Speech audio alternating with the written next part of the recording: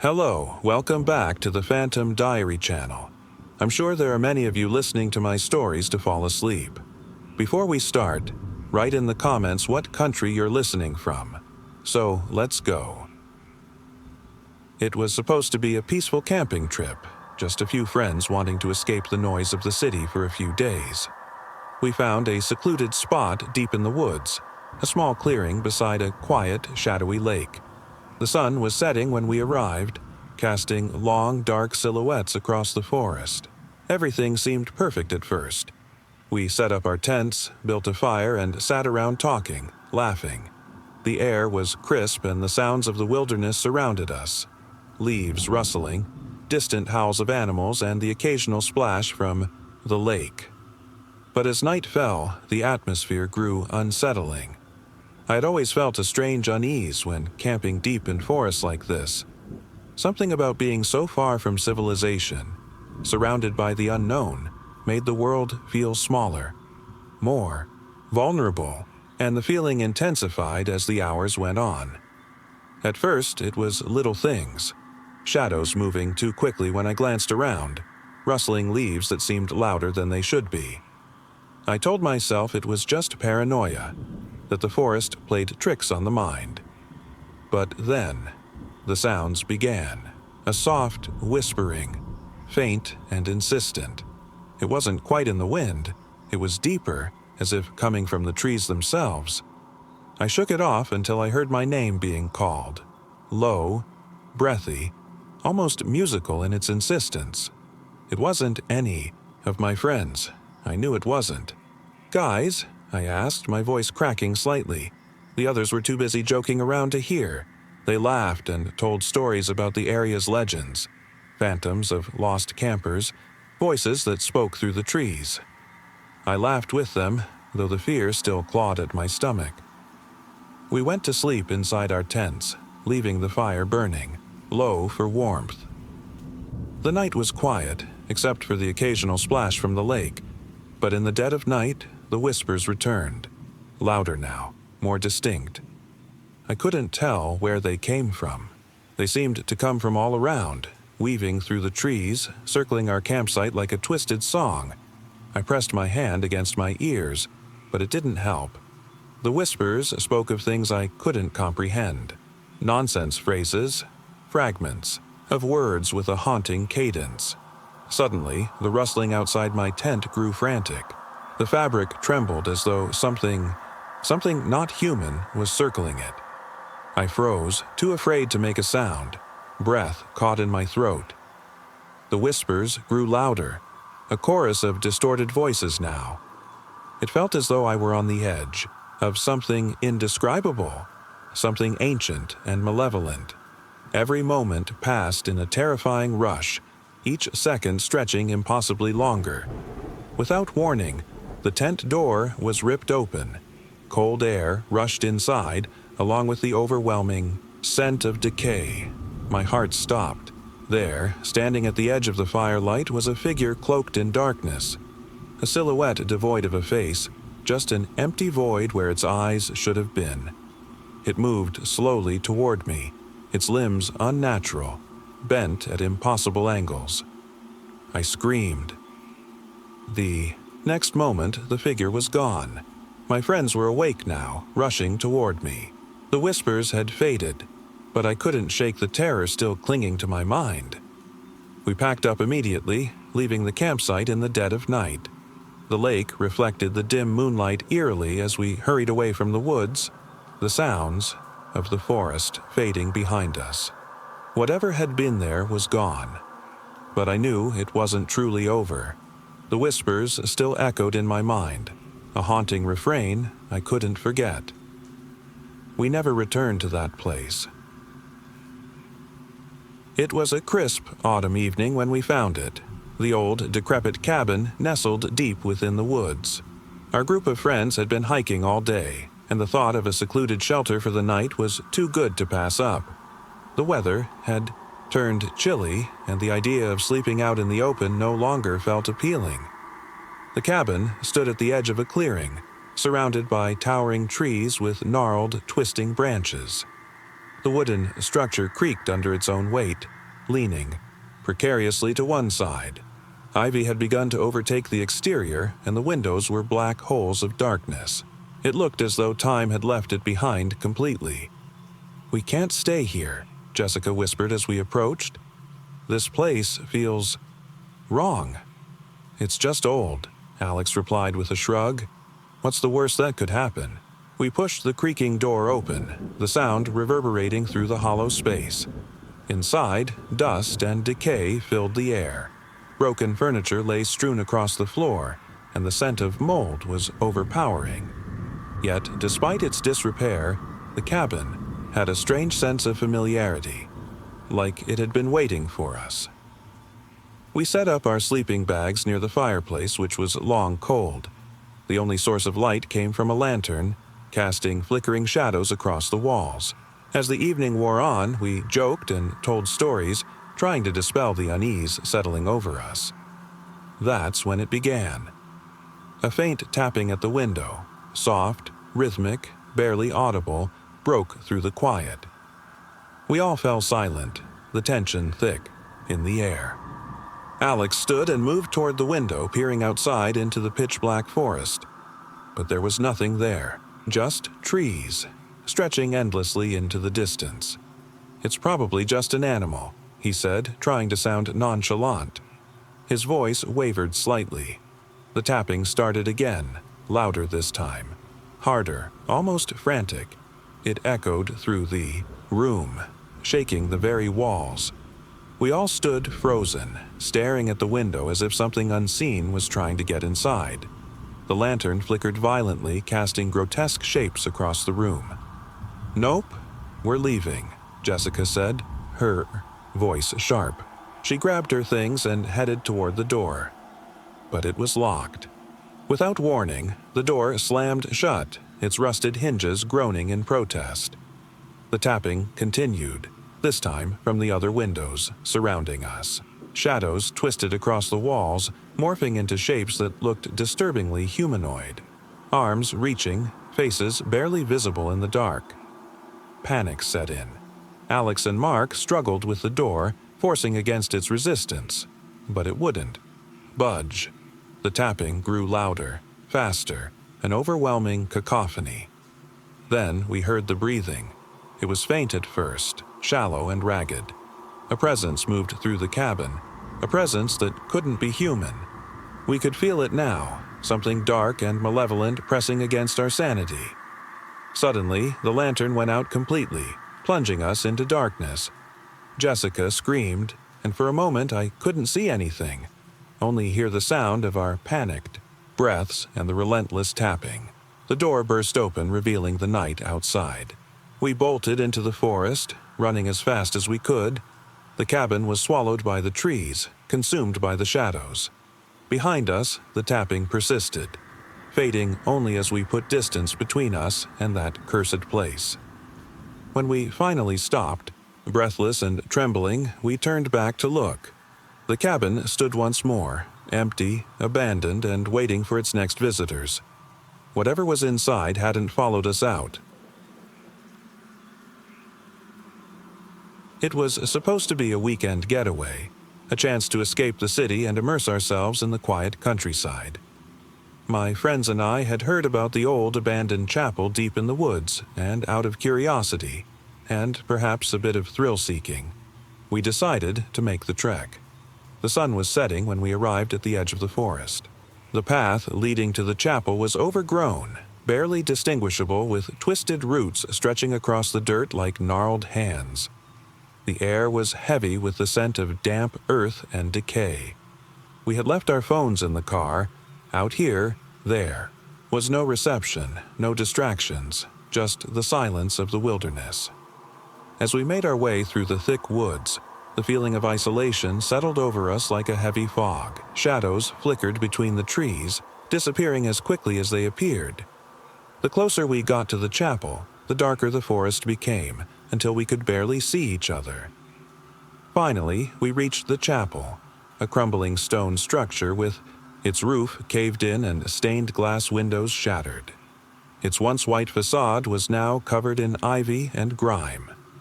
Despite its decay, there was an undeniable sense of presence lingering in the air. My friends and I exchanged uneasy glances as we stepped inside. The inside was eerily quiet. The wooden pews were broken and splintered, strewn about the floor like scattered bones. The altar had collapsed, leaving only a broken cross embedded in the stone wall behind it. Candles, melted and blackened, were still scattered around, their remains flickering weakly. The oppressive silence felt oppressive, a weight in our chests.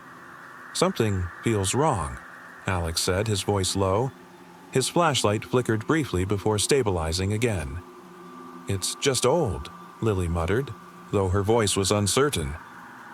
"I don't know," I said, the hairs on my arms standing on end.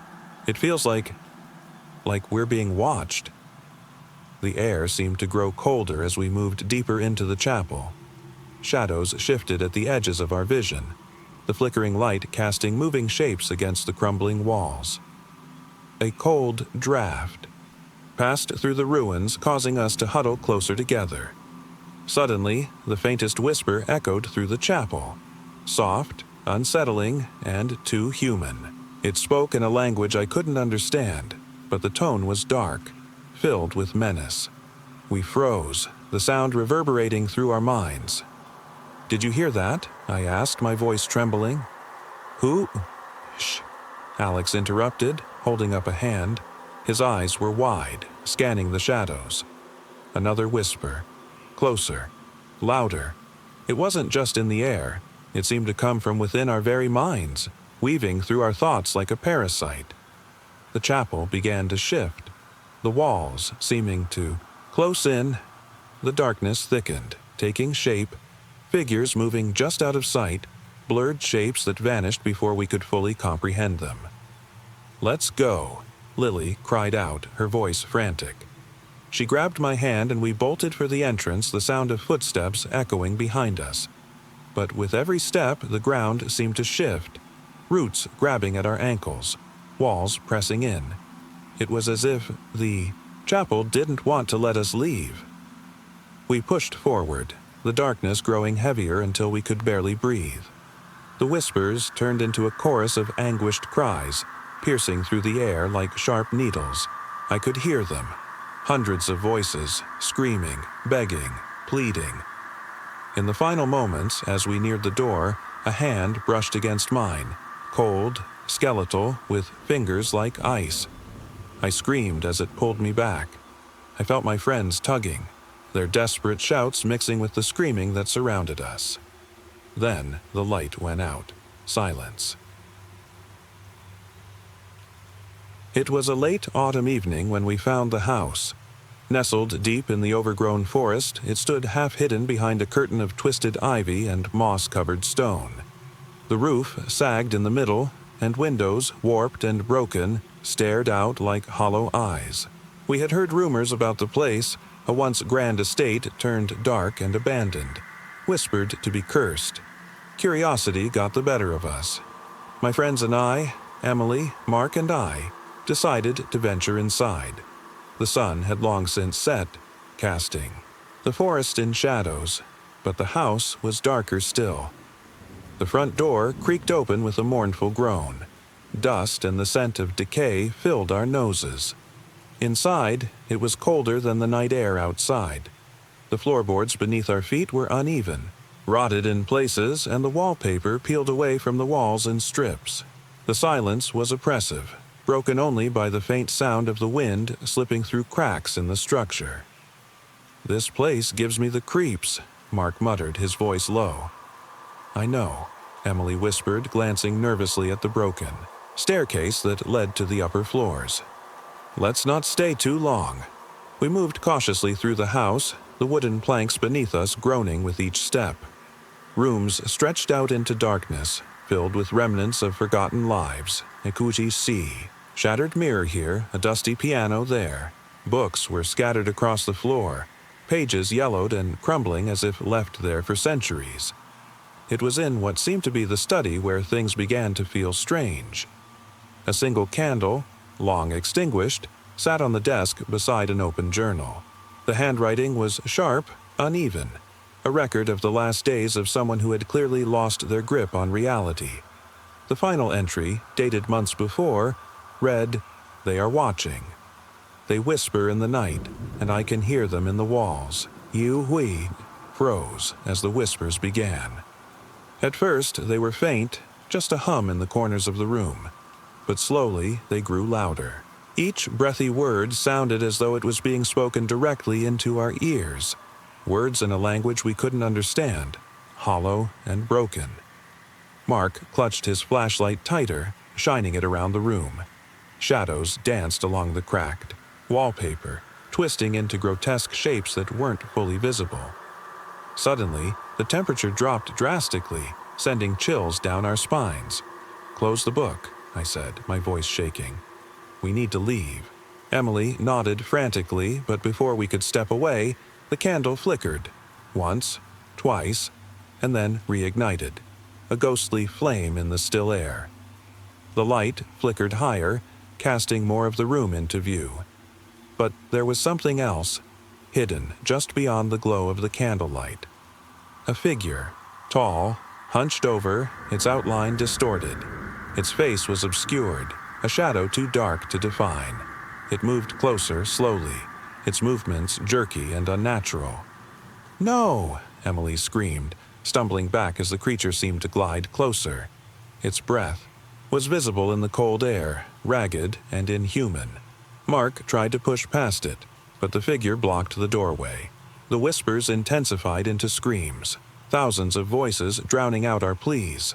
The room felt as though it was folding in on itself, pressure building from every side. "We have to get out," I shouted, grabbing Emily's arm. Suddenly, a crash echoed from above, the sound of something heavy falling. We froze again, breath caught in our throats. A voice followed, low and raspy, echoing through the house like a death knell. "Leave this place, while you still can." Then, darkness swallowed us whole. It had been years since anyone had last stayed at the old lake house. My friends and I stumbled upon it while hiking through the woods.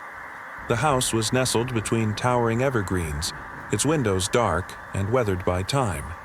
Its charm was undeniable. Wooden, porch, peeling paint, and a quiet lake stretching out behind it. But something felt off. We arrived late in the afternoon. The forest around the house seemed alive with whispers, though the air was still. The sun barely pierced through the thick canopy, casting long shadows. There was no power, no phone signal, no noise other than the occasional call of a distant bird or the rustling of leaves. After unpacking, we gathered in the small living room. Old photographs were scattered across the mantel, the faces of strangers, staring back at us from faded memories. The windows overlooked the lake, the surface still and dark. Too dark. "I don't like this," Jessica said, rubbing her arms. "It feels like we're being watched." "Nonsense," Matt scoffed. "It's just an old house. Let's enjoy the peace." We made dinner, sitting by a small fire pit outside as the sun finally set. The shadows deepened around us, stretching impossibly far into the woods. The stars began to appear one by one, their light offering little comfort.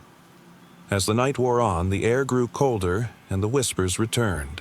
They were soft at first, a murmur just beyond hearing. We joked nervously, laughing it off, but the whispers grew louder, insistent. Jessica leaned in close. "I swear, I just heard someone say my name." "You're imagining things," Mark said, but his voice wavered. "No," she insisted. It was clear. They were calling me. Suddenly, the fire flickered, sputtering out, leaving us in total darkness. The stars vanished, the only light coming from the cold moon above. Around us, the shadows moved. Too fast, unnatural. Something stepped out from the darkness at the edge of the trees, a figure cloaked in tattered black. Its eyes glowed faintly like two burning coals as it stared directly at us. We couldn't move, paralyzed by the sheer malevolence of its gaze. "Run!" Matt screamed. We bolted toward the house, the whispers morphing into guttural screams echoing through the woods. Behind us, the figure was closing in fast, moving inhumanly quick. The front door slammed shut behind us as we rushed inside, but it didn't lock. We locked it several times, but it gave way with an unnatural ease. Every shadow in the room seemed to flicker, alive and watching. "What do we do?" Emily whispered, tears streaming down her face. The whispers had become deafening now. Hundreds of voices, all screaming in unison, blending into a maddening chorus. We huddled together, panicked and desperate. Suddenly, the windows shattered, glass raining down onto the floor as the figure stepped inside. It was right in front of us, too close, its hollow face mere inches from mine. "Leave," it hissed, voice a low growl filled with pure malice. "We," screamed as one, bolting toward the back of the house. The figure followed, silent now, gliding smoothly through the debris and shadowed corridors. In a desperate bid, we fled outside again, crashing into the woods. The trees seemed to close around us, branches slashing at our skin. We didn't dare look back. When morning broke, we were alone. The lake house was gone. Only the still lake remained, reflecting the dawn light eerily. The whispers still echoed in our heads, louder than before, even in the daylight. It was late summer when we found the field. Miles away from any town or road, it stretched endlessly, a vast expanse of tall, waving grass, dotted with wildflowers. The sky above was a deep, ominous gray, though the sun still hung low in the sky. We were looking for a quiet place to camp, far from the usual trails, but something about the field unsettled us from the start. The moment we stepped inside, the air grew heavier, suffocating. The whispers started faint, barely audible, but grew louder as we moved deeper. They sounded like distant conversations, yet no one else was around. Just us and the silent grass. Setting up camp felt wrong. The uneven ground seemed to shift slightly beneath our feet, and no matter how deep we buried the tent pegs, they refused to stay in place. A breeze swept through the field now and then, though there was no wind to explain it. Shadows flickered at the edges of our vision, darting between the tall blades of grass. "We should leave," Emily said, her voice shaking. "Something isn't right here." "Relax," Mark replied, trying to sound confident. "It's just a field. Nothing else." But as night fell, the atmosphere became suffocating. The whispers grew louder, like hundreds of voices murmuring in unison. They spoke in languages we couldn't understand, their words slithering through our minds, leaving cold dread in their wake. Suddenly, the sky darkened completely, stars vanishing from view. There was no moon, no light, only the grass, endless and shifting as though it was alive, pressing in on us, circling us. "Something's watching," I whispered, though the words felt pointless. We could feel it, the presence that moved. Just beyond the edges of reality, lurking within the grass. The tent began to tremble, its fabric rustling violently against unseen hands. Shadows rushed in all directions, pooling at our feet. Emily screamed as something brushed against her arm. A cold, bony touch, sharper than anything natural. She yanked back, but it followed her, creeping out from the grass, revealing nothing but a darkness that seemed to pulse with malevolence. "Run!" Mark yelled, grabbing my arm. We bolted, pushing through the choking weeds and tangled roots. Every step seemed heavier, as if the field itself was resisting our escape. Behind us, the whispers became shrill screams, a chorus of torment echoing through the void. We didn't stop until we reached the edge of the field, our breaths ragged, bodies trembling. When we turned around, the field was empty once more, silent, still, as if it had never held us at all. But the whispers still haunted us, lingering in our minds long after we left. It was just a quiet weekend trip with a few friends. We decided to explore an abandoned quarry hidden deep in the woods. The place was supposed to be remote, untouched by anyone in years. At first, the drive was scenic. Rolling hills, trees, on either side of the narrow dirt road, but the deeper we went, the more the silence pressed in on us. We parked the car at the edge of the quarry and began the short hike down the steep, overgrown path. The quarry itself was vast, a massive pit carved into the earth, its jagged walls towering hundreds of feet above us. What remained of the old machinery was rusted and rotting, barely visible in the thick undergrowth. "We shouldn't stay too long," Emma said, her voice trembling slightly. "Something feels off." "Stop being paranoid," Ben laughed. "It's just a hole in the ground." We settled near the base of the quarry, surrounded by nothing but gray stone and the occasional clink of loose rocks. The sun was high overhead, but its warmth didn't reach us. A cool breeze cut through the space, sending a chill down our spines. As we explored the area, the sense of isolation grew more pronounced. The silence was oppressive, and the deeper we ventured, the more the echo of our voices seemed unnatural. Too loud, too hollow, lingering longer than they should have. That's when we heard it. Faint at first, a sound rising from the depths of the quarry. A low, guttural whisper, so quiet we almost dismissed it. But it repeated, clearer this time. "Leave." We froze. "Did you hear that?" I asked, my voice barely above a whisper. "Someone's down there," Emma said, her face pale. "We should go." But Ben scoffed. "It's probably just the wind." Still, something about the sound unsettled us. There was no wind. The quarry was too deep, too enclosed for any breeze to reach us. The whisper wasn't natural. It was human, strained and desperate. We turned back toward the path only to realize we weren't alone anymore. Standing at the edge of the quarry was a figure, slender, hunched over, its face obscured by shadows. Its body seemed to shift unnaturally, like it wasn't fully connected to the world around it. "Run!" I shouted, adrenaline flooding my system. We scrambled up the path, the loose rocks slipping beneath our feet, but the figure moved too fast. It wasn't human. It couldn't be. It kept pace with us, gliding smoothly down the steep slope, never losing sight of us. "Faster!" Ben yelled. The top of the quarry felt miles away. My lungs burned, legs screaming for rest, but I didn't dare slow down. The figure was closing the gap.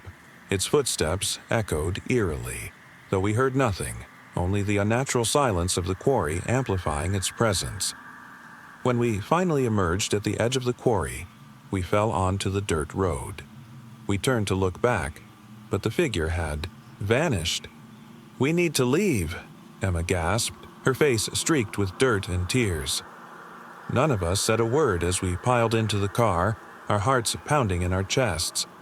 The road back felt endless, and the silence remained. But even after we drove away, something lingered in the back of our minds, the low, guttural whisper we couldn't forget. Leave. Forever.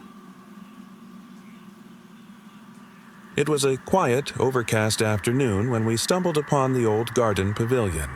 The structure sat at the heart of a large, forgotten estate, hidden behind rows of tall, rustling hedges.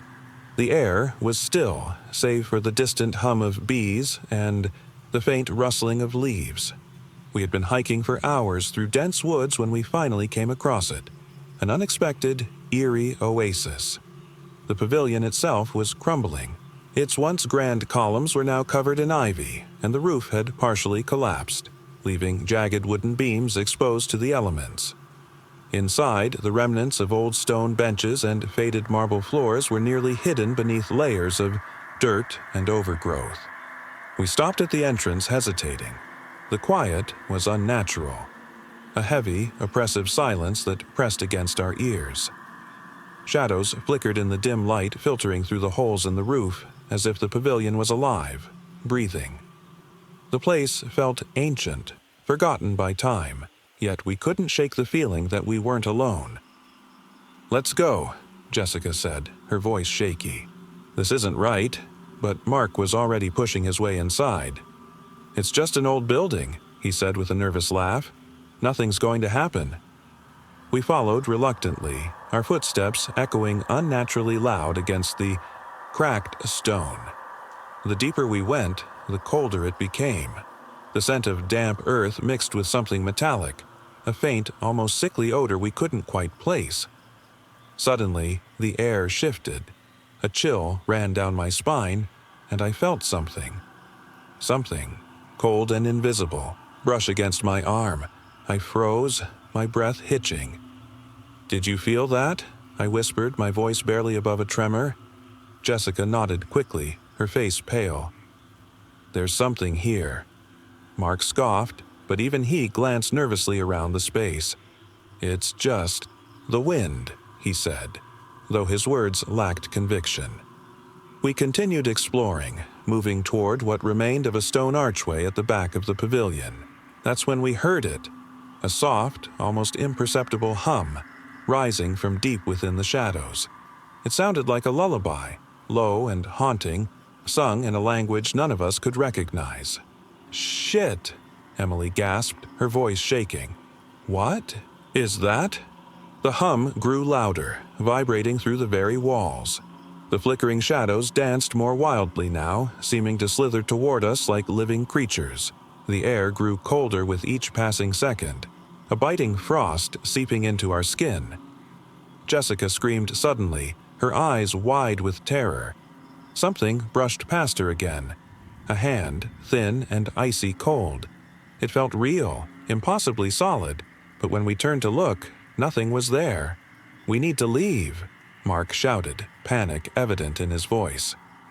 We ran for the entrance, our movements frantic, the pavilion swallowing our cries in the oppressive quiet. The shadows were closing in, stretching longer and darker. The hum became a deafening chant, echoing. Inside our heads, a melody of pure madness. Halfway to the exit, Jessica tripped over a broken piece of stone, falling to the ground. She screamed as something grabbed her ankle, a hand, skeletal, with long, twisted fingers. Her screams intensified as she fought to free herself, kicking wildly. The cold seemed to seep into her very soul, draining her strength. "Help!" she cried, voice cracking. We turned back, our hearts in our throats. Mark lunged forward, grabbing her arm and pulling as hard as he could, but the grip was relentless, unyielding. "No!" Mark shouted. "We have to go!" The hum reached a crescendo, filling every inch of the pavilion with madness. Jessica thrashed against the unseen force, her screams fading into a hollow silence. The hand let go, slowly, and Jessica disappeared into the shadows. "Run!" I screamed, grabbing Mark's arm as we tore toward the exit. We burst into the daylight, panting, desperate for air. The moment we stepped outside, the oppressive hum ceased, the shadows disappeared, and the air grew, warm once more. But Jessica, she was never found. It was supposed to be a quick hike, a way to get away from the noise of the city for a few hours. My friends and I drove out to a remote trailhead, deep into a dense forest that few people ever visited. The trees were tall, their branches forming a canopy overhead, casting the forest floor into a perpetual twilight. We didn't realize just how isolated we'd be until we were miles from the nearest road. The hike started off peaceful enough. The forest was quiet, save for the soft crunch of leaves beneath our boots and the occasional bird call. But as the sun began to dip lower, a strange unease crept in. The air felt heavy, almost suffocating, and the shadows between the trees grew, deeper with every step. "Are we sure we're still on the trail?" Jessica asked, her voice tense. "I think so," I replied, though doubt flickered in my mind. The trail markers had become sporadic, hidden under thick brush. The path ahead appeared untouched, as if the forest had reclaimed it. The deeper we went, the quieter it became. No more birdsong, no rustling of animals, just silence. It was unnatural, almost suffocating. The wind stirred the trees, but there was no sound, just a faint whisper that seemed to float through the branches. A voice, hushed, distant, repeating the same 3 words. Follow. Follow. Follow. Did you hear that? Sean asked, his voice shaking. I nodded slowly, gripping my flashlight tighter. The whisper didn't seem to come from any particular direction. It seemed to echo all around us, carried by the very trees themselves. Suddenly, the forest shifted. Shapes moved at the edge of the light from our flashlights, things that weren't quite human, their forms indistinct and shifting. It was as if the darkness itself was alive, slithering toward us. Let's get out of here, Jessica cried, her voice cracking as we started running back the way we came. But the forest seemed to shift with us. Every direction we turned, the path was unfamiliar, a maze of trees and darkness where nothing was certain. The whispers grew louder, more urgent. Stay together, I yelled, my breath coming in short gasps. The flashlight flickered, then went out entirely. Panic surged through us as we stumbled in darkness, following only the sound of each other's hurried footsteps. Suddenly, we stopped. Before us was a figure. A tall, shadowy figure, humanoid but not entirely human. Its limbs were elongated, distorted, and its face was a void, hollow and void of features. It stood motionless, silent, as if waiting. Run! Sean screamed, shoving Jessica into motion. We bolted, pushing through the trees as fast as we could. The creature followed, its presence stretching and distorting the very air around us. With every breath, we felt more disoriented, as though we were losing our way faster with each step. We didn't know if we were running toward safety or deeper into the trap. The whispers had become deafening, suffocating, an endless chant of follow, follow, that threatened to consume us entirely. And then, without warning, we broke through a clearing, a familiar spot. The trail markers had been there all along, hidden beneath the underbrush. We collapsed onto the ground, gasping for breath, as the figure vanished into the shadows. The forest fell silent again, and it stayed. That way, we didn't speak, we didn't dare. It was a rainy evening when the bus dropped me off at the last stop. I was the only passenger, and the town seemed desolate in the fading light. The rain had picked up, drenching the empty streets in glistening reflections. I glanced around, hoping for some sign of life, but there was nothing, just the sound of the rain on the pavement. The bus rumbled away, leaving me alone at the stop. The old metal shelter creaked in the wind, the rusted roof sagging slightly. I checked my phone, but there was no signal. Not surprising, given how remote this place was. The nearest town was miles away, and I had no idea how I would get back once night fully set in. A shiver ran down my spine as I looked up and saw the streetlights flicker, dimming to a dull glow. I turned back to the shelter, seeking shelter from the relentless rain. That's when I heard it. A soft, hollow tapping. Tap, tap, tap. It wasn't coming from the rain. It was a slow, rhythmic sound, like something was tapping against the glass of the bus shelter. I turned, my breath catching in my throat. Nobody else was there. The tapping continued. My heart pounded harder, and I felt the cold creeping into my bones. I stepped back from the shelter, my gaze darting to the surrounding streets. There was nothing but darkness, no cars, no distant lights, no movement. Suddenly, the tapping stopped. A breath escaped my lips as I exhaled a shaky sigh. I tried to convince myself it had been the rain or my imagination. But then, the faint sound returned. Not on the glass this time, but from inside the shelter itself. It wasn't tapping. It was breathing. A low, rasping inhale echoed softly in the confined space. My breath hitched and I backed away, my back hitting the cold metal wall. My legs felt frozen and panic began to surge through me. The shelter seemed to close in around me, the shadows shifting unnaturally, stretching toward me. "Who's there?" I whispered, my voice trembling. Silence. Just the rhythmic breathing, steady, uneven. The rain pounded louder now, filling the air with a steady roar, but beneath it, I could still hear the breath. Suddenly, the flickering streetlights shut off, completely, plunging the stop into complete darkness. I couldn't see anything, not even my own hands. The breathing stopped.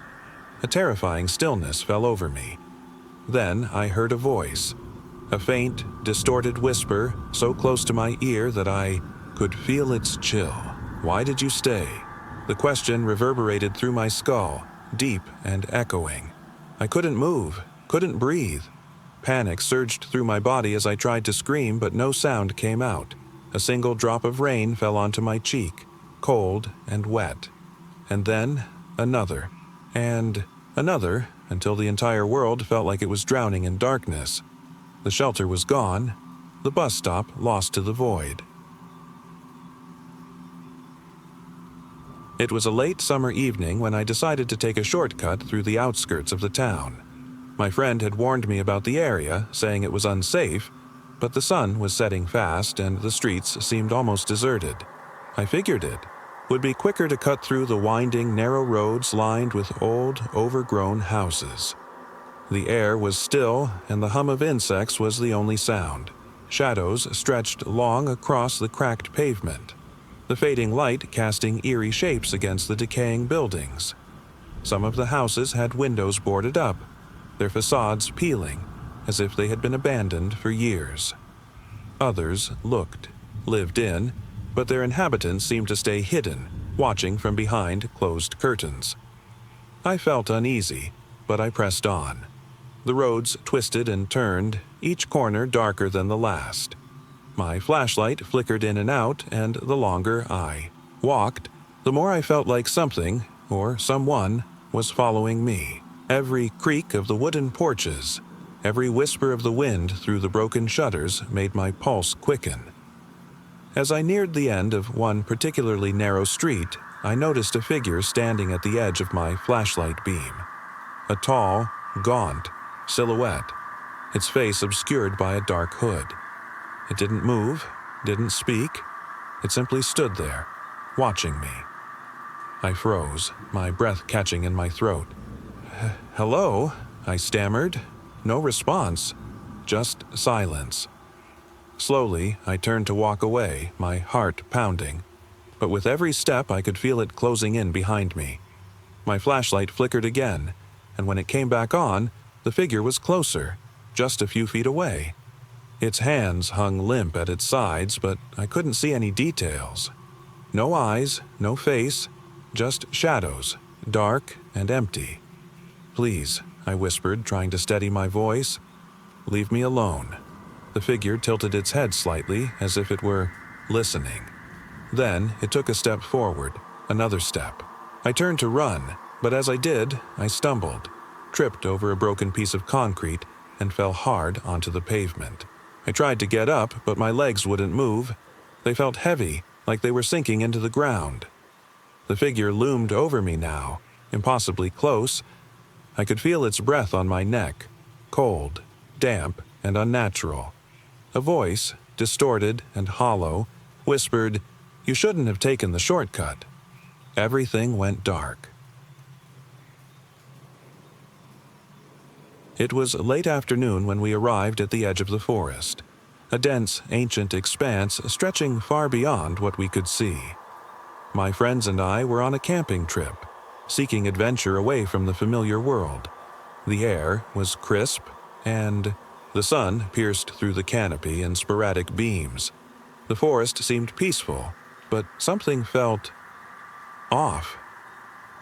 We set up our tents near a small clearing, surrounded by towering trees with gnarled branches. The sounds of nature were soothing at first, the distant rustling of leaves, the occasional call of a bird. But as night approached, a strange stillness settled in. The woods were silent, almost too quiet, as though even the animals avoided the area. As we sat around the fire, eating our meals, we began to notice the whispers. At first, it was faint, a distant murmur like the wind brushing through the leaves, but it grew louder, more distinct. Words we couldn't quite make out, voices we couldn't pinpoint. My friends exchanged uneasy glances, but no one spoke. "What is that?" Emily whispered, her voice trembling. "It's nothing," I said, though my stomach churned with unease. "Just the wind." But the wind didn't explain the chilling way the whispers seemed to form sentences. Phrases like, "You shouldn't have come," and "leave," floated through the air, winding between the trees. They were soft at first, almost imperceptible, but gradually grew louder. We huddled closer to the fire, trying to ignore the eerie sounds.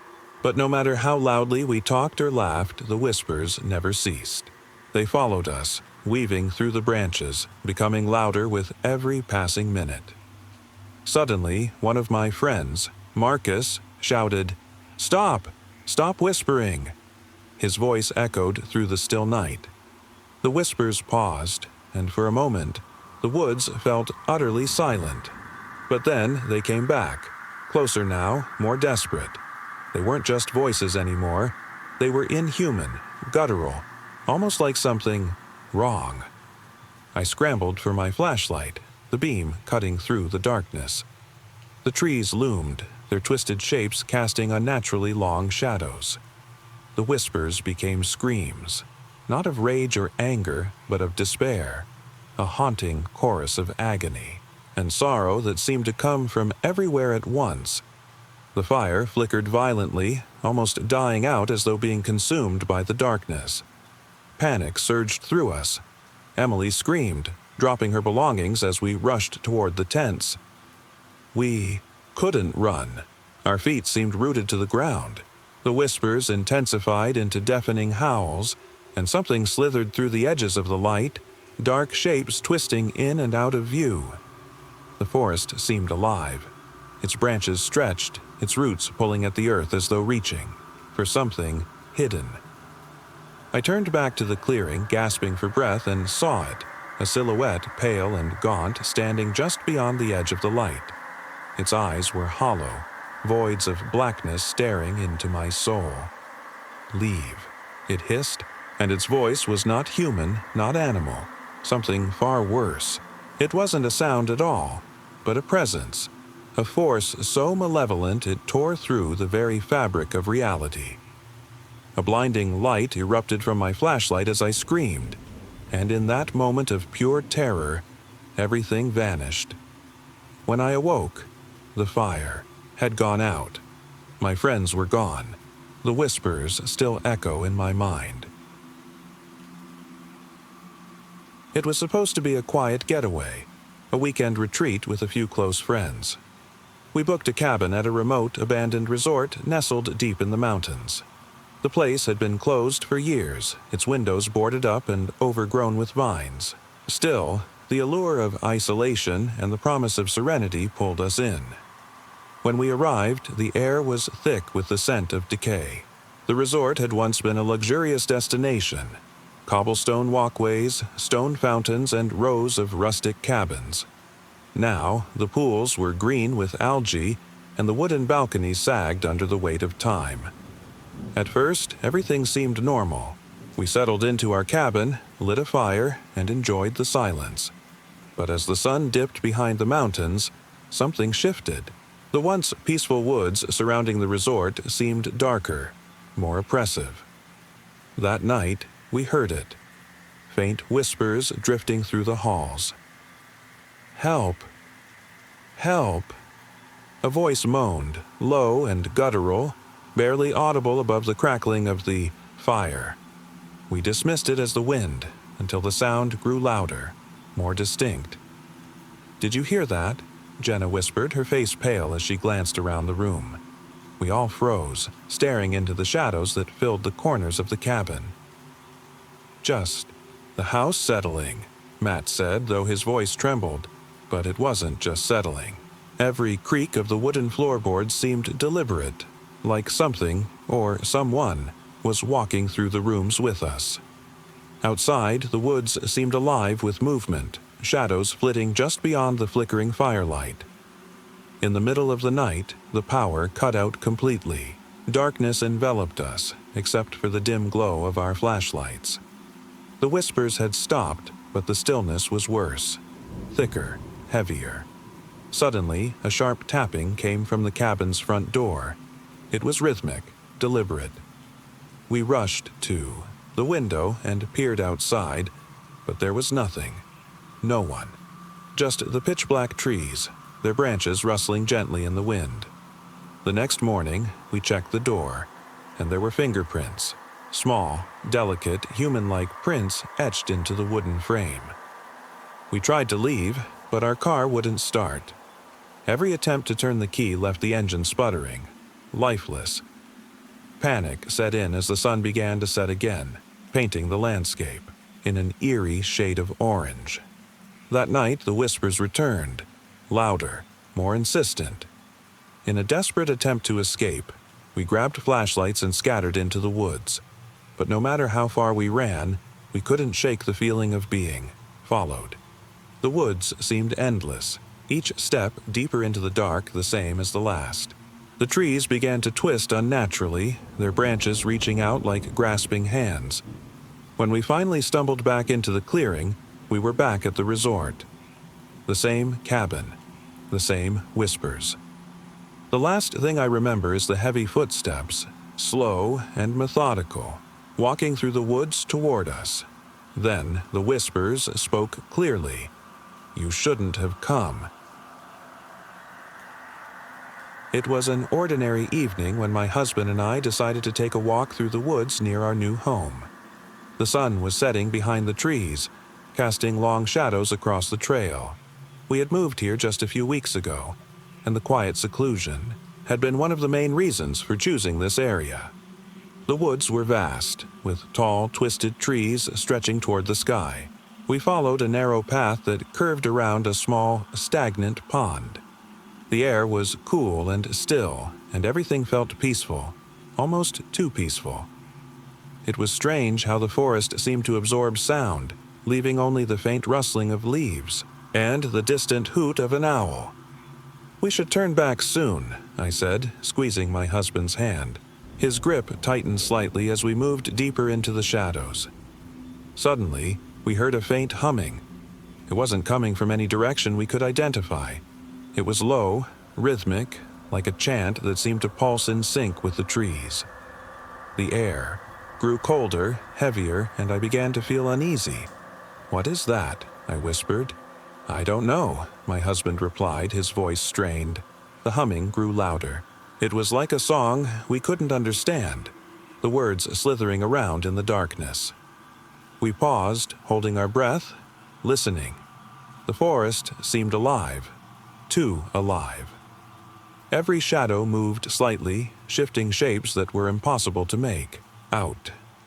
Suddenly, the path ahead seemed to narrow, the trees closing in on us.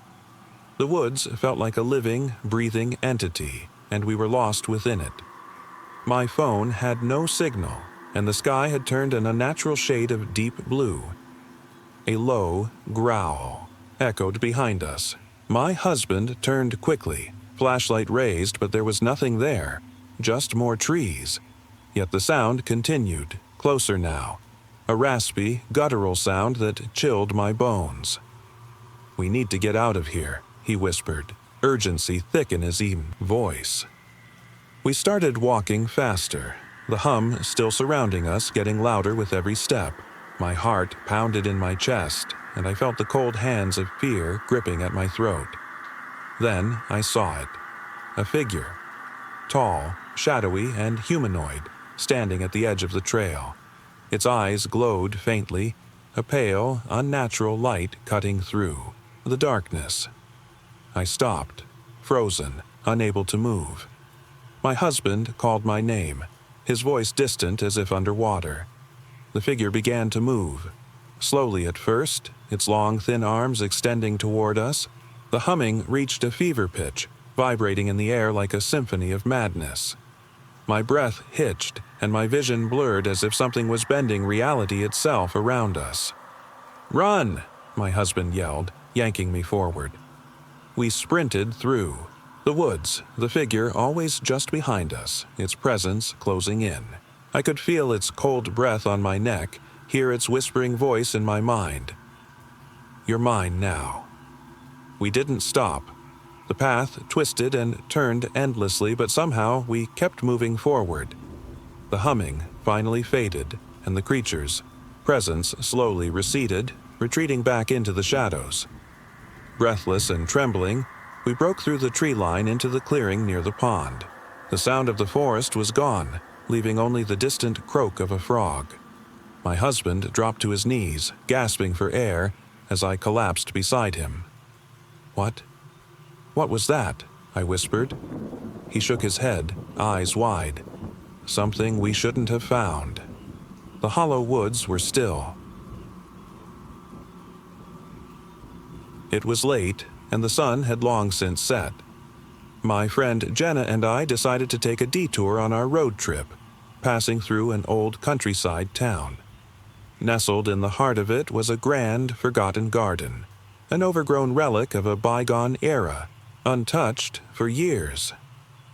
The garden was surrounded by tall, ivy-clad walls, with an iron gate that groaned as we pushed it open. The moonlight barely reached the tangled maze of hedges and crumbling statues. We wandered deeper into the garden, the gravel path crunching beneath our feet, creating eerie echoes in the still night air. The air was heavy, thick with the scent of wildflowers and decay. "It's beautiful," Jenna whispered, her voice uneasy. She shone her flashlight over the twisted rose bushes, their thorns clawing out from the undergrowth. The garden was vast, with paths leading off in every direction, winding through forgotten corners. But something felt off. The deeper we went, the quieter it became.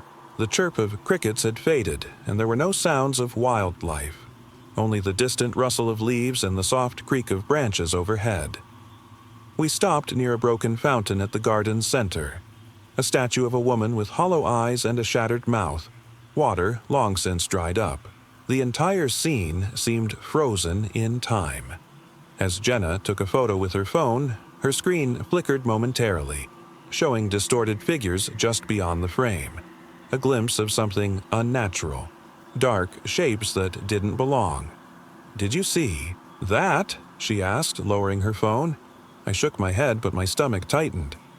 It was probably just a glitch. Still, the feeling lingered. An unseen presence seemed to watch us, lingering in the shadows, following our every move. The garden stretched endlessly around us, paths twisting and turning in endless loops. It was as if we were being led deeper into something we couldn't escape. "We should go back," Jenna said nervously, her voice barely above a whisper. Just then, we heard it, a soft, low laugh echoing through the trees. A voice so cold, so detached it made our blood run cold. "Who's there?" I called out, my voice shaking. No answer, only more laughter, so distant, so unnatural, as if it came from beyond the garden itself. The path behind us seemed to vanish, replaced by unfamiliar twists and turns. Every turn we made felt deliberate, like we were being guided deeper into the maze. My flashlight flickered again, showing fleeting glimpses of figures moving between the hedges, silent, faceless figures in the darkness. Shadows danced in the flickering light, always watching, always waiting. Suddenly, the once familiar path dissolved into a small clearing. There, in the center, stood a mirror, old, tarnished, surrounded by wilted flowers. It reflected not our own faces, but something else entirely. A twisted, unnatural visage, hollow eyes, and a twisted smile. "Get away from there," I screamed, grabbing Jenna's arm. We bolted, but the garden shifted again, paths winding into dead ends, hedges closing in as if the space itself was shrinking. The laughter grew louder, circling us, echoing endlessly.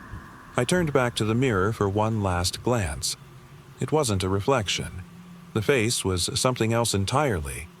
Something ancient, something evil. Then the garden went dark, consumed by shadows that swallowed the light. It was just another forgotten warehouse, hidden away in the industrial part of town. Rusted metal walls, shattered windows, and a reputation for being haunted by whispers. Nothing unusual for a place like this. I was a paranormal investigator, drawn by the stories of strange occurrences that had plagued the building for years. My team, 4 of us, stepped inside, armed with cameras, EMF meters, and a thirst for the truth. The building had a heavy, oppressive atmosphere from the moment we entered. Dust motes floated through the dim light, settling into layers on the floor like some forgotten graveyard. The floorboards groaned beneath our steps, and every sound amplified unnaturally. The whispers, we were told, had only gotten louder over time. Murmurs of lost souls trapped within the walls. "Stay close," I warned, my voice steady despite the unease creeping into my chest. The air was thick with moisture, colder than it should have been for a building left unused. The rusted machinery in the far corner creaked faintly, as if it were alive, its wheels turning for no one. We moved deeper into the warehouse.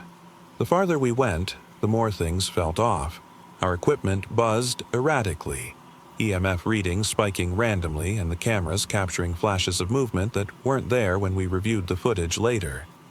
Suddenly, the whispers grew louder. Soft, agonizing voices chanting in unison, echoing from the shadows.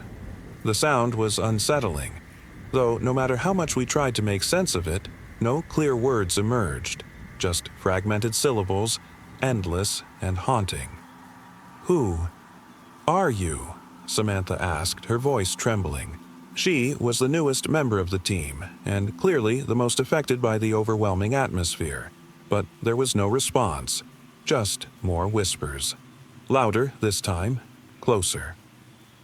I shone my flashlight down a corridor, revealing a door ajar at the end, pulsating with faint, unnatural light. It wasn't our equipment malfunctioning. This light radiated from the shadows as if something inside was calling out to us. "Let's check it," I said cautiously, motioning for the group to follow.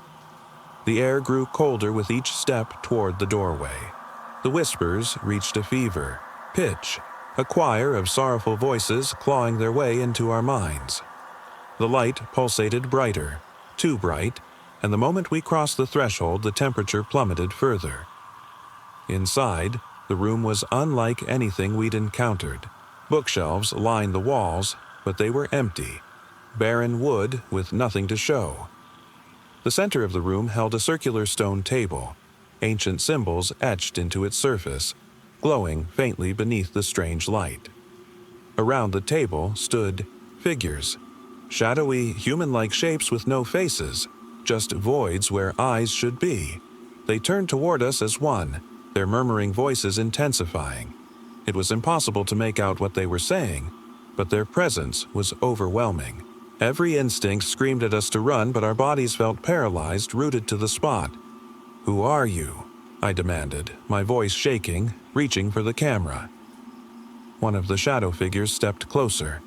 It didn't have feet, just tendrils of darkness curling from where they should have been. A breath escaped from the void where its face should have been, whispering directly into my ear. "Bound," it whispered, "bound to this place." Then everything went black. It was a place I stumbled upon quite by accident. Deep in the industrial outskirts of the city, hidden behind a row of overgrown weeds and old fences, was a workshop. A rusty sign hung askew above the door, its paint faded and chipped beyond recognition. The windows were shattered, and the metal door creaked ominously when I pushed it open. The inside was a maze of forgotten tools, wrenches, saws, and strange machines that looked like they hadn't been touched in decades. Cobwebs hung from the rafters, and dust covered every surface like a thick gray blanket. The silence was oppressive, broken only by the occasional creak of the building settling. I was curious. Everyone had told me to stay away from the workshop, that it had been condemned long ago, but curiosity got the better of me. I pulled out my phone and snapped a few photos, documenting the decay for some unknown reason. But something didn't feel right. Every photo I took showed more than just machinery or broken tools. The shadows in the background seemed to move, subtly at first, but unmistakably shifting. Figures were hidden in the corners of my shots, just out of view when I glanced at the screen. I didn't think much of it until I heard something. A whisper, low, guttural, and chilling. "Stay," it said. The voice was unlike anything human, warped and distorted as though it was coming from the walls themselves. I froze. My breath hitched and I turned slowly, expecting to see someone. No one was there. Only the echoes of my footsteps tapping against the concrete floor. The whisper came again, closer this time. "Stay." A cold wave of dread washed over me. I quickly began to backtrack toward the door, my phone's flashlight flickering as I moved. Each step I took seemed heavier, like the air was thickening, pressing down on me. Then I noticed something strange. The shadows weren't just shifting. They were moving toward me, as though the darkness itself had become alive, slithering across the floor like black tendrils. They crept between the tools, between the broken machines, gathering strength as they closed in. "Get out!" I screamed, but my voice barely escaped my lips. The whispers grew louder, overlapping now, merging into a cacophony of distorted voices. The door behind me slammed shut. I spun around in terror, only to see the shadows pooling at my feet. They rose, climbing the walls like ink bleeding from unseen cracks, twisting into grotesque forms. Faces, hundreds of them, formed from the blackness, mouths contorted in silent screams. I lifted my camera again, desperate to capture something, anything, before the darkness swallowed me whole. But the photos, they weren't pictures anymore. They showed fragments of reality. Machines vibrating unnaturally, faces appearing in mirrors that hadn't been there seconds before, and something standing behind me in the reflection. A creature, monstrous and faceless, whispering into my ear. "Stay," it hissed. The last thing I remember is the darkness enveloping me entirely, the whispers growing so loud that they consumed all other sound. When the morning light broke through the workshops, windows, I was gone. Nothing remained but a handful of photographs scattered on the floor, each one corrupted beyond recognition, except for one. In that single photograph, my reflection stared back at the camera, its eyes hollow and dark, a twisted grin curling across its mouth. It was supposed to be a peaceful camping trip, a weekend getaway in a remote forest. My friends and I had been planning this trip for weeks, excited for the fresh air, hiking, and the chance to disconnect from our busy lives. We had packed our tents, food, and basic supplies and set off early Saturday morning. The forest was dense, the trees towering above us like sentinels. The air was cool, and the sounds of nature surrounded us, a calming ambiance that seemed untouched by civilization. We found a clearing near a small babbling stream and decided to set up camp there. The first night passed without incident. Stars blanketed the sky, and the crackling fire kept us warm as we shared stories. It wasn't until the second night that things started to feel off. We woke up in the early hours, hearing strange noises, whispers, that seemed too low to be human. At first, we shrugged it off as animals or the wind, but the noises continued throughout the night, faint but unmistakable. A chorus of voices murmuring just beyond the trees. "I think it's time we leave," Sam whispered, his voice shaking. "No way," Emily said, rolling her eyes. "We've barely been here a day." But that night, something different happened. We were gathered around the fire and I was snapping photos of the camp when my camera picked up something wrong. In every shot, the forest appeared normal, but when I reviewed the images, I noticed figures, just barely visible, lurking in the background. Tall, shadowy figures with no discernible features, watching us from the edge of the frame. "What the hell is that?" I asked, showing the group. "Maybe it's a glitch," Jake suggested. but his voice wavered, and I could see the unease in his eyes. Suddenly, the whispers grew louder, surrounding our camp like a low, humming buzz. The fire flickered, almost going out entirely, leaving us in near-total darkness. We could feel something watching us, presence after presence closing in from every side. "We need to leave now," Emily said again, more firmly this time. "Iki packed up hastily, though the forest seemed to be pushing back. Branches snagged at our clothes, and the air grew colder with each step. The whispers followed us, louder now. Full sentences, distorted and menacing. Suddenly, Jake froze in place. His flashlight trembled in his hand as he stared into the woods ahead of us. "There's something there," he murmured, his voice quivering. We all stopped, the atmosphere suffocating. Just a few feet ahead, through the trees, we saw it. A figure. A tall, shadowy shape, not quite human, but not entirely animal either. Its form was obscured, fluid, like darkness given form, and its eyes, two glowing, malevolent orbs, stared right at us. "Run!" Sam yelled, grabbing Emily's arm.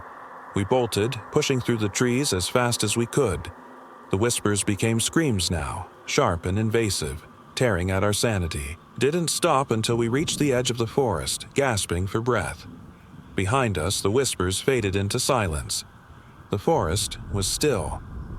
That thing, it was watching us, Jake panted, his eyes wide with terror. "We shouldn't have stayed," Emily whispered, her voice trembling. The next morning, we returned to the site with daylight.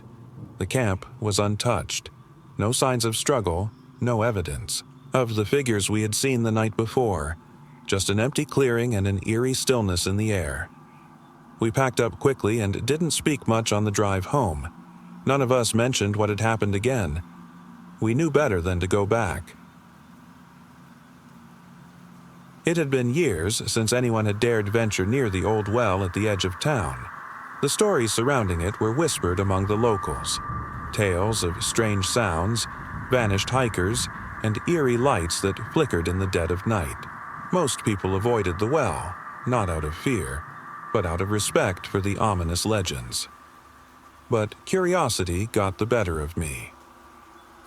One late autumn evening, after hearing so many eerie tales, I decided to visit the well alone. My friends had all warned me not to go, but I couldn't resist. The town's ancient history called to me, and the thought of uncovering some forgotten mystery was too tempting. The path to the well was overgrown, hidden beneath layers of fallen leaves and twisted roots. Darkness cloaked the forest, the trees leaning in like they had stories to tell. It was cold, so cold that even my breath formed thick clouds in the air. The faint glimmer of the well came into view as I pushed my way through the underbrush. Ikibauchi. Well itself was old, crumbling stone with a rusted metal bucket sitting awkwardly in its center. The air felt heavy, unnatural. A sense of dread wrapping around my chest. A dim, flickering lantern hung from the well's side, casting strange shadows that twisted unnaturally in the dark. I set my flashlight on the ground and leaned in close to inspect it. The hole was deep, much deeper than it should have been. The sound of dripping water echoed from the bottom, a slow, monotonous drip that made my skin crawl. That's when I heard it, a faint whisper. It wasn't coming from the well. It came from behind me, from deeper within the woods. It was a woman's voice, soft yet chilling, almost melodic. She was saying something, but the words were indistinct, like they were spoken in a language, lost to time. "Hello?" I called out, my voice barely a whisper. Silence. I turned back toward the well, gripping my flashlight tightly.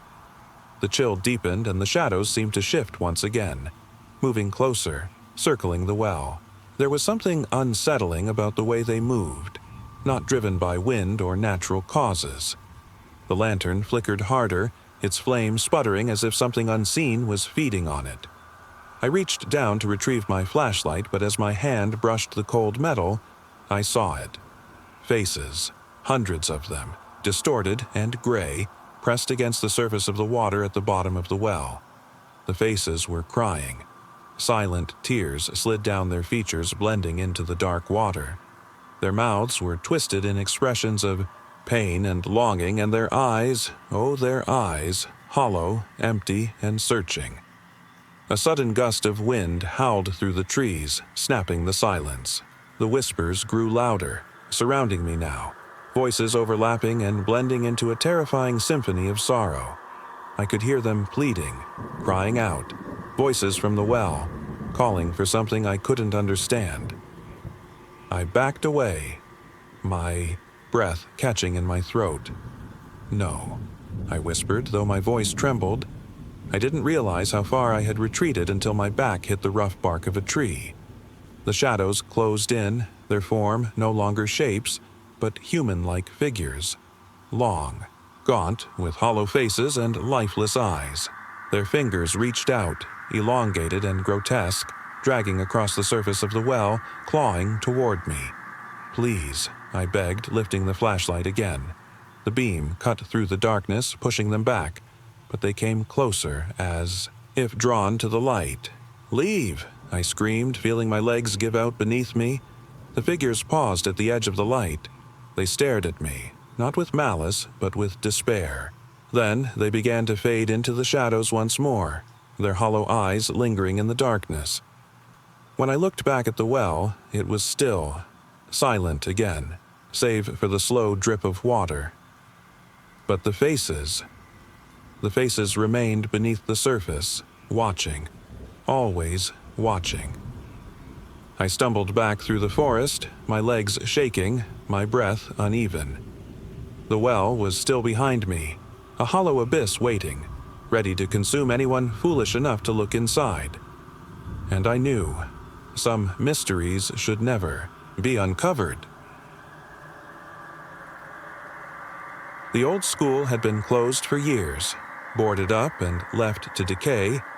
Rumors swirled about its haunted halls, whispers of students who had vanished, strange happenings in the dark classrooms, and unexplained footsteps echoing through the empty halls. Curiosity had gotten the better of me, and against my better judgment, I decided to explore it. The building loomed ahead, a twisted silhouette against the evening sky. The windows were shattered, and ivy had crept up the walls, swallowing the once vibrant paint. My flashlight flickered, casting long shadows as I approached the front entrance. Inside, the air was thick with dust and the scent of decay. The silence was oppressive, broken only by the occasional creak of the wooden floorboards beneath my feet. Room by room, I made my way through the school. Empty classrooms, offices filled with old furniture covered in cobwebs, and long hallways, where the light barely reached. Something felt wrong from the very start. The floorboards seemed uneven, tilting ever so slightly like they were moving beneath my weight.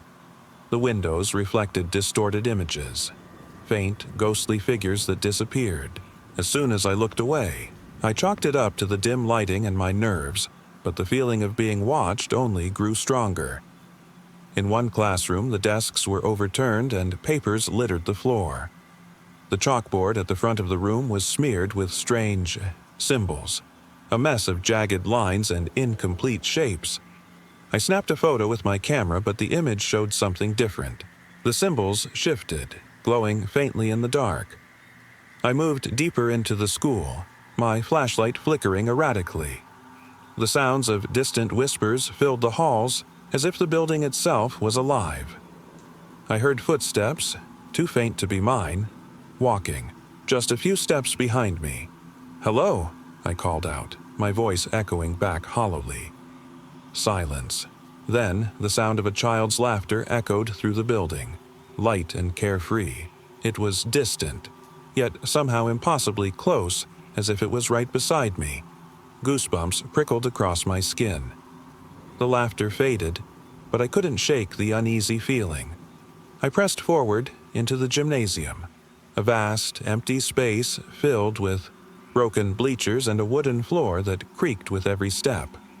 Shadows flickered in the corners of my vision. movements just beyond the reach of my flashlight. Suddenly, I heard a voice, soft, breathy, calling my name from the far end of the gymnasium. "Come closer." I froze, my breath caught in my throat. "Who's there?" I managed to whisper. There was no answer, only more footsteps, too close now, circling around me. I spun around, the beam of my flashlight searching the darkness, but it was empty. The voice came again, clearer now, more insistent. "Come, find me."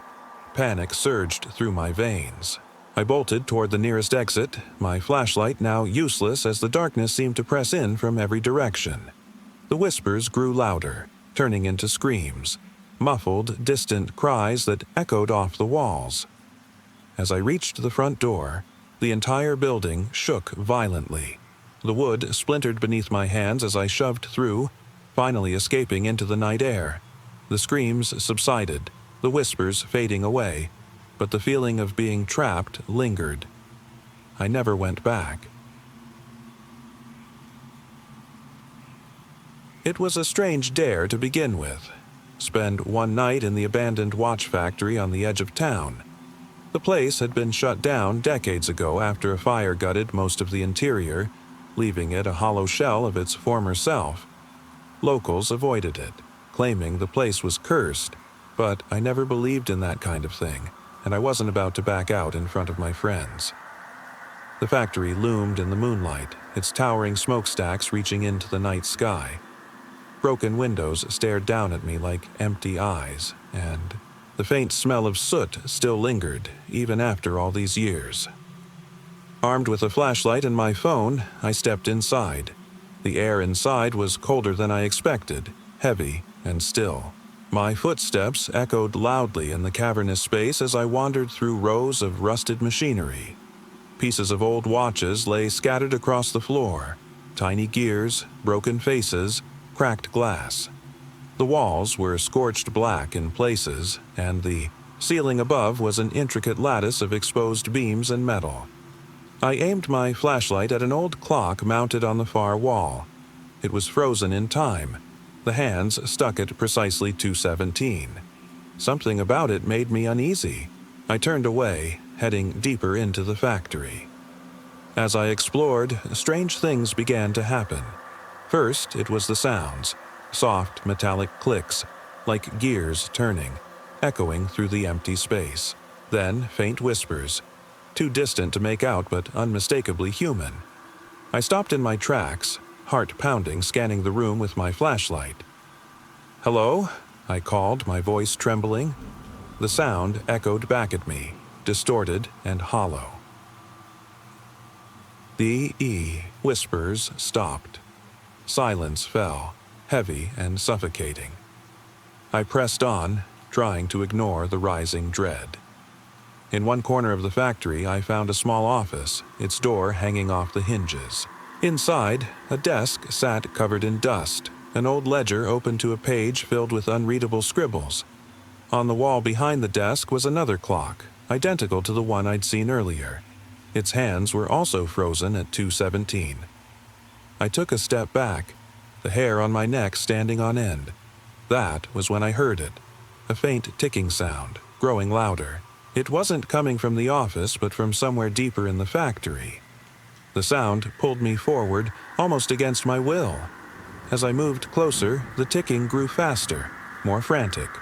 My flashlight began to flicker, the beam cutting in and out.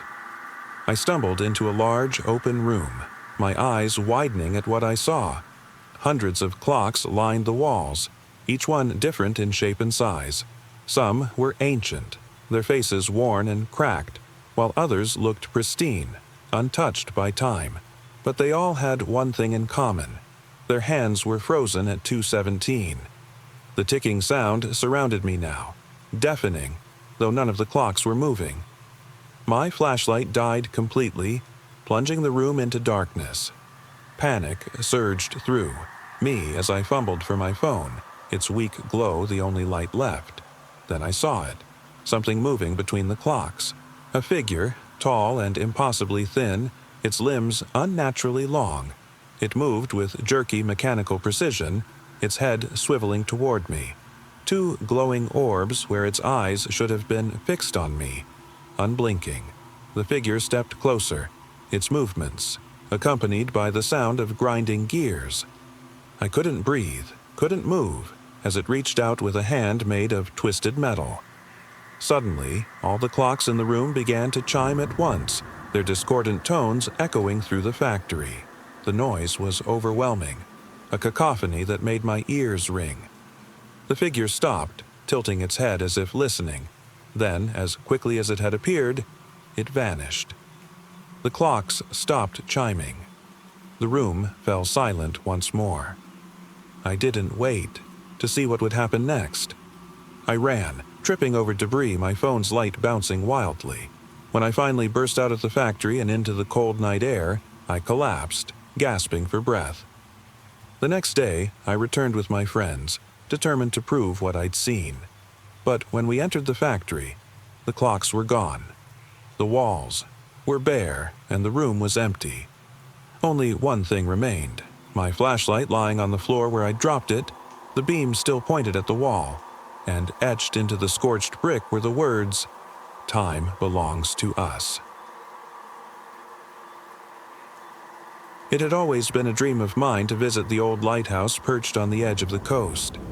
Lonely and secluded, it stood tall against the crashing waves, weathered by time and the elements. No one had lived there for decades, and the stories surrounding it were enough to keep tourists away. Whispers of strange sounds, shadows moving in the corners of windows, and eerie lights flickering from the tower at night. I had heard those stories, but curiosity won out over fear. With nothing but my camera and a notebook, I set out alone to capture the lighthouse. The journey was long and treacherous, the winding coastal roads cutting through cliffs that seemed to scrape the sky. By the time I reached the lighthouse, the sun was sinking below the horizon, leaving the sky in a wash of muted colors.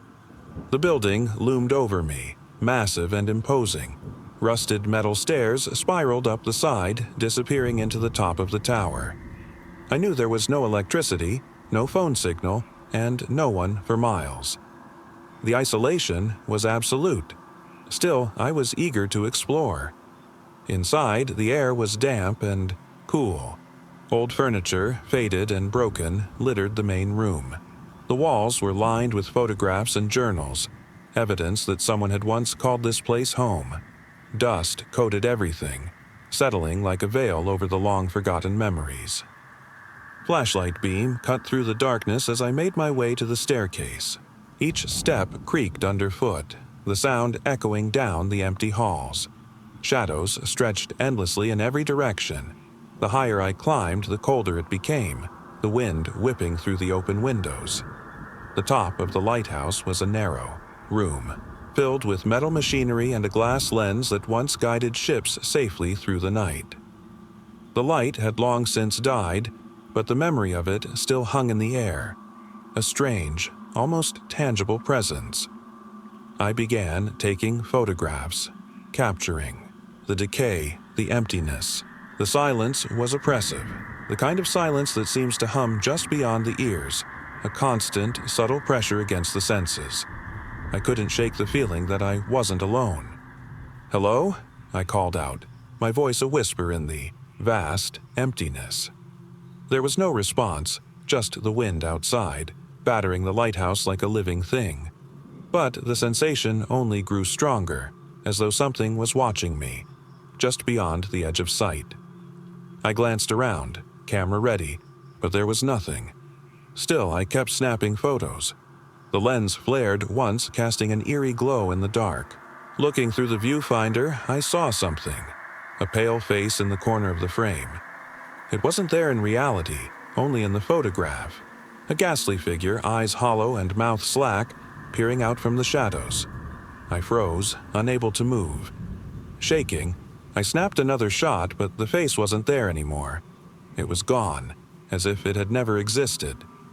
I checked the photos in disbelief, but each one was empty, just the desolate interior of the lighthouse. My breath quickened. Suddenly, a voice echoed softly in the distance, carried on the wind. "Stay." I spun around. Who's there? Silence.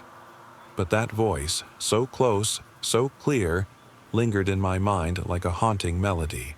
I looked out the windows, scanning the coastline. Nothing but waves crashing against the rocks and the infinite horizon. The hairs on my neck stood on end. I felt exposed, trapped by the vast emptiness. My flashlight flickered again, dying for a moment before flickering back to life. It seemed weaker now, the beam wavering as if struggling against something unseen. I stumbled down the stairs, desperate to escape the oppressive atmosphere. The lower levels were darker, more enclosed. The wind howled through the windows, but it wasn't enough to drown out the whispers that grew louder with each step. "Leave," the voice whispered again, closer this time. A breath in my ear, I raced toward the door, fumbling with the rusted handle. My flashlight shut off entirely, plunging the lighthouse into complete darkness. Panic surged through me. I heard footsteps, bare, ragged footsteps, on the wooden floor below. They echoed louder and louder, as though whatever was chasing me was right behind me. "Stay with me," the voice said again, this time more insistent, more menacing. With all my strength, I kicked the door open, stumbling into the night. The heaty, sea breeze hit me like a wave, cold and bracing, pushing the whispers away. I ran, toward the car, away from the lighthouse. As I sped down the coast, the images flashed through my mind, the face in the photograph, the voice, the footsteps, and I knew. I knew the lighthouse was alive, a place too long abandoned, too tied to something unnatural, something that had never truly left. To this day, I never returned. The lighthouse still stands there, solitary and quiet. But I can't. Forget the shadows that reside within it. Some places, I've learned, should never be explored.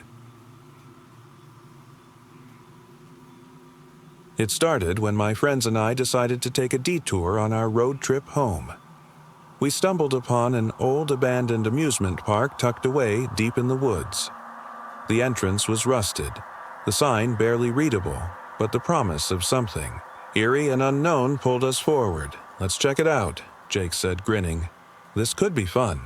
We parked near what was once the park's main gate. It stood crooked, half swallowed by overgrown vines. There were no lights, no signs of life, just the looming silhouettes of rides frozen mid-motion. The air was thick, with the scent of damp earth and decay. We explored cautiously, but everything seemed harmless, at least on the surface. The Ferris wheel still stood, its cars swinging gently in the breeze.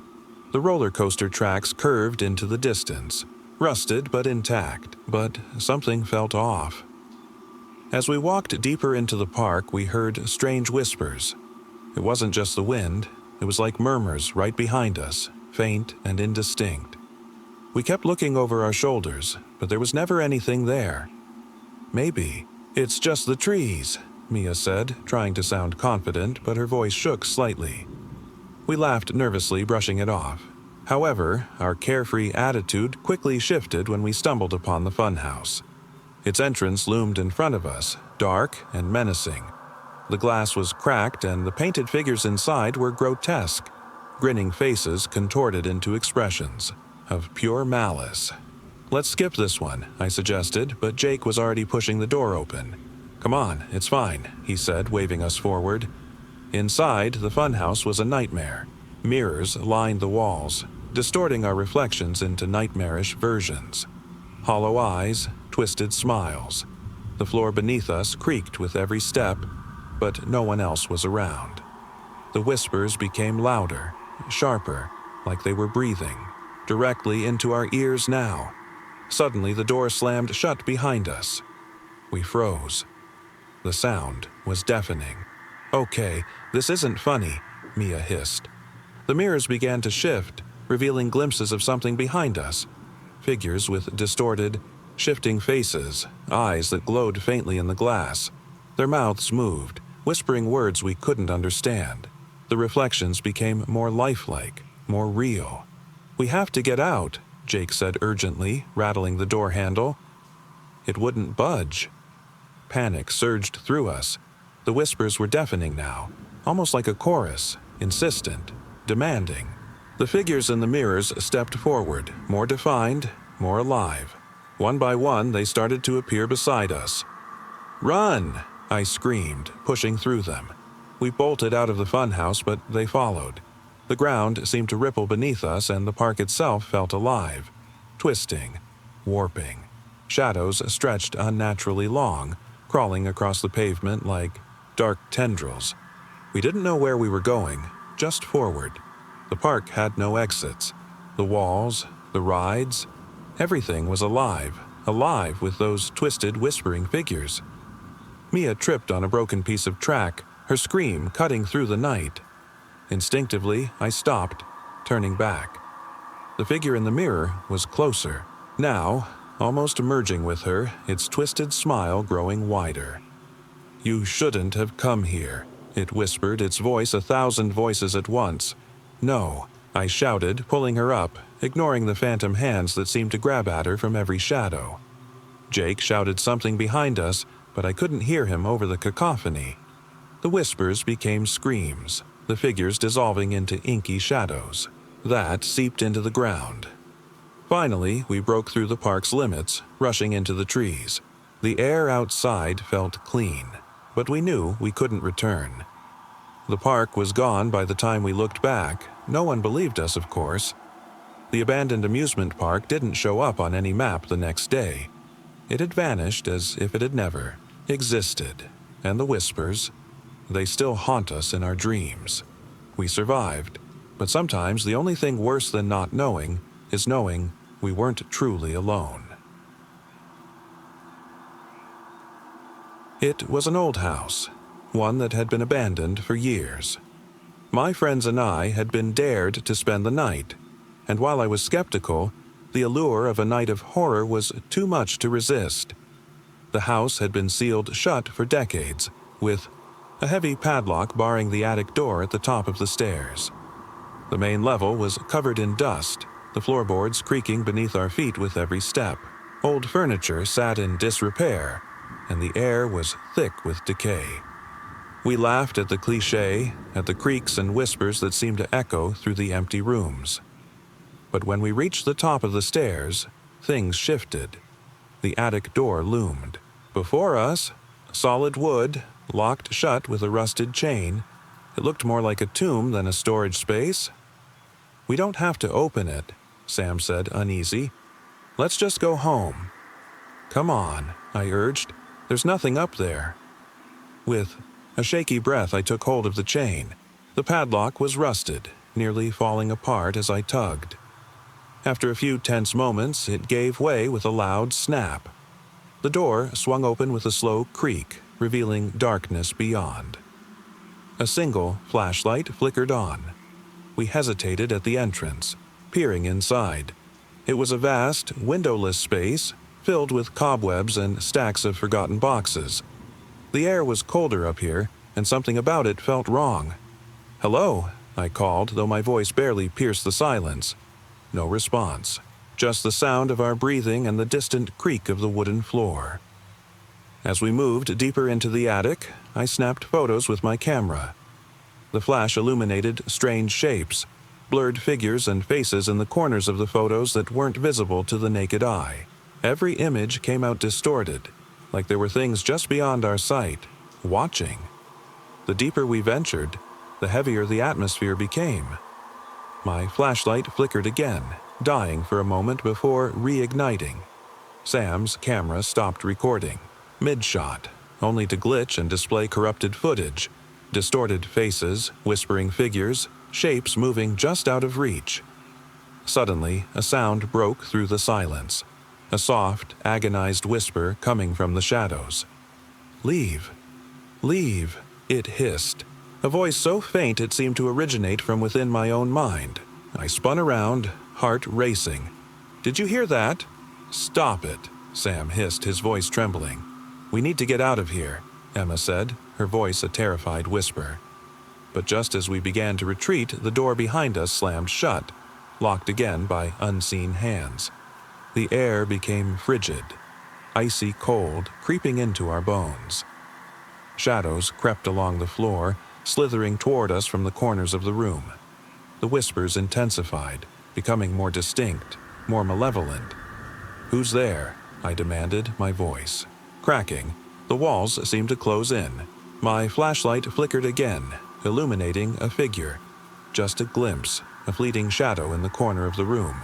It was faceless, but its form was grotesque, hunched and shifting. Its fingers were elongated, reaching toward us like claws. "Get back!" Sam yelled, grabbing Emma's hand. We stumbled toward the entrance, but it was futile. The figure loomed closer, its movements unnatural, its presence oppressive. Through the distorted photos on my camera, I saw it again. Hundreds of figures, hundreds of faces, twisting and writhing beyond comprehension. They weren't human. They never had been. I screamed as the flashlight went out completely. Darkness enveloped us, and the whispers turned into deafening screams. The sound of footsteps, not ours, echoed louder and louder with every second. A hand brushed against my shoulder, cold, icy, and real. My breath caught. I couldn't move. In the last moment, I heard the voice again, clearer now. "You should have left the attic closed." It started when my grandmother passed away. We inherited her house, a small, charming place tucked away on the edge of a forgotten town, remote, isolated, and untouched by modern life. It was the perfect spot for a quiet retreat, far from the chaos of the city. The house itself was old, built in the late 1800s, surrounded by overgrown gardens and trees that seemed to tower above the house. Everything about it felt frozen in time, almost as though it had been untouched for decades. When we arrived, there was an unsettling silence. The town itself seemed abandoned. No signs of life, no movement, as if the world had simply forgotten it. The streets were lined with empty shops, broken windows, and faded, peeling signs. The only sound was the wind whispering through the broken streets. The house was no different. From the moment we stepped inside, we could feel it.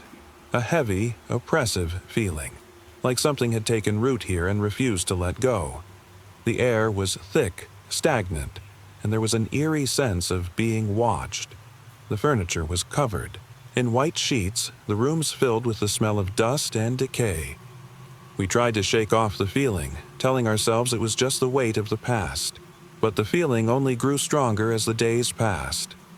Shadows seemed to flicker at the edges of our vision. Doors creaked open on their own, and the air felt colder in certain rooms, even with the windows shut. One night, as I lay awake, unable to sleep, I heard it. A faint, almost imperceptible whisper, not coming from any direction but from inside the house itself. It wasn't something I could pinpoint, just a faint, low murmur, like someone standing just behind me, speaking in a language I couldn't understand. At first, I convinced myself it was my imagination. But then I heard it again, louder this time, almost as though it was speaking my name. I sat up, my heart pounding, but there was no one there. The whisper faded away as quickly as it had come. The next morning, I tried to brush it off, telling myself it was just the old house settling, or perhaps the remnants of my dreams. But as the days went on, the whispers became more persistent. They didn't always come in words, but in sounds, muttering, almost like a distant conversation I couldn't quite grasp. And there were other things. Shadows that seemed to watch me from the corners of rooms. Figures that would appear in the corner of my vision and vanish the moment I turned to face them. One evening, I was sitting by the window, staring out at the empty town. The sun had just set, casting long shadows across the streets. I saw a figure standing there, motionless. Its silhouette was distorted, almost unnatural, like a hollow mask where a face should be. It wasn't watching me. It was watching the house. Panic gripped me, but I couldn't look away. It didn't move, didn't shift. It was as though it was waiting for something. Or someone. That night, I decided to confront whatever was haunting us. I couldn't take the whispers anymore, the feeling of being watched. Grabbing a flashlight, I explored the house from top to bottom, my pulse quickening with each creak of the wooden floorboards. Nothing prepared me for what I found in the basement. The air down there was colder than anywhere else in the house. The flickering flashlight revealed old shelves, long empty bottles of something that had long since evaporated. But then I saw it, something that stopped me in my tracks. A figure stood at the far end of the basement. It was different from the others. Taller, darker, more solid, but still hollow, as if only half of it existed.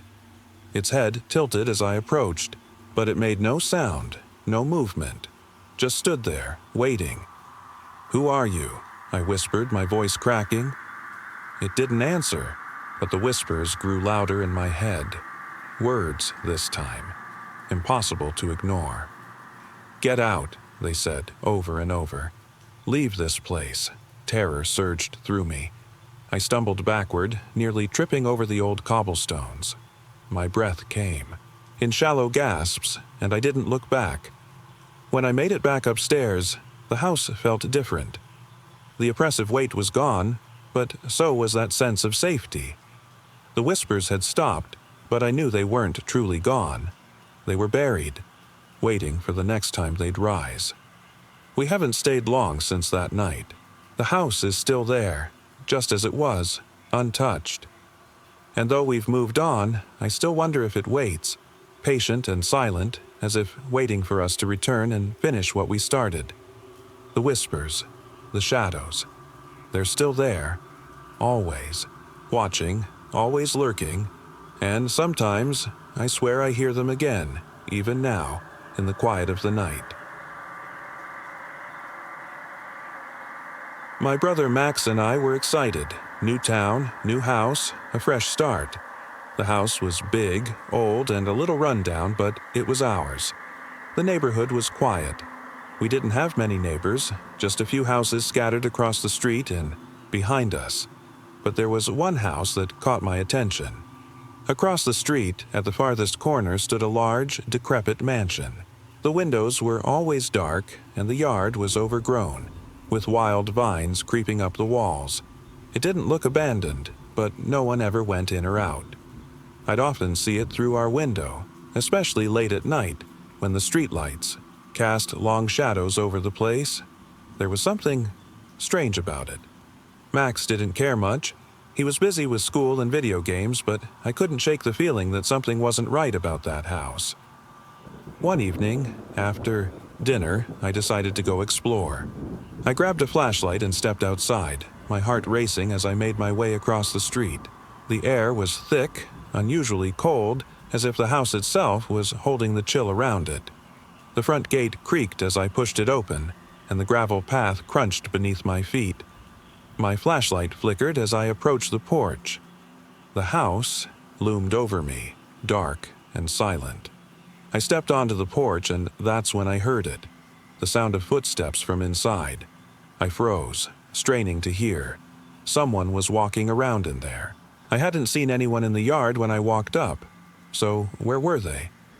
I leaned in, closer to the window, trying to peer inside. There was a shadow moving across the curtains, unmistakable and distinct. Then the door creaked open. I stumbled, back, heart pounding.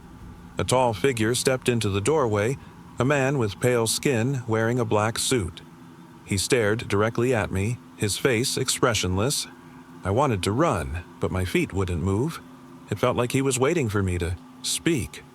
"Can I help you?" His voice was low, calm, but carried an unsettling weight. I wanted to say something, to explain that I was just curious, but I couldn't form words. The man didn't smile. He didn't blink. He just stood there, watching me with those cold, unblinking eyes. Suddenly, I heard a voice behind me. "Who's there?" I whipped around to see Max standing at the end of our driveway, looking confused and worried. I turned back to the man in the doorway, but he was gone.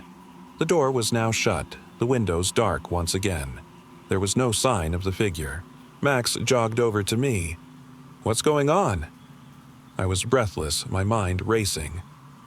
I don't know. I thought I saw someone in there. Max frowned and looked over at the house. It's been empty for years. No one lives there. I tried to argue, but I felt an odd heaviness in my chest. The man I saw had been real, hadn't he? I wasn't imagining it. But the house, the people inside, it didn't make sense. Max was right. The house had always been empty. So why had I seen him? We went back inside, but I couldn't shake the feeling that something was off. That night, I lay in bed, wide awake, staring at the window. The street outside was silent, and the house across the street seemed to loom even larger in the darkness. The shadows moved strangely around it. Around 2 a.m., I heard it again. A soft, creaking sound. I looked out the window. There, in the same spot where the man had stood earlier, was a figure. This time, it was a woman. Her long, dark hair fell over her face as she stood motionless in front of the house. I couldn't make out her features, but her presence sent a chill through me. She didn't move. She just stared at the house, as if waiting for something. Or someone. I watched her for a while, heart racing. Then, without warning, the woman turned and walked toward the door. She opened it, and it swung wide, but the figure did not enter the house. Instead, she looked back at me. Her eyes locked onto mine through the window. That's when I saw it. Behind her, standing in the hallway, was the man. The same tall, pale figure. He was smiling now, a twisted, sickening smile, as if he had been waiting for her. Suddenly, the woman stepped back, closing the door.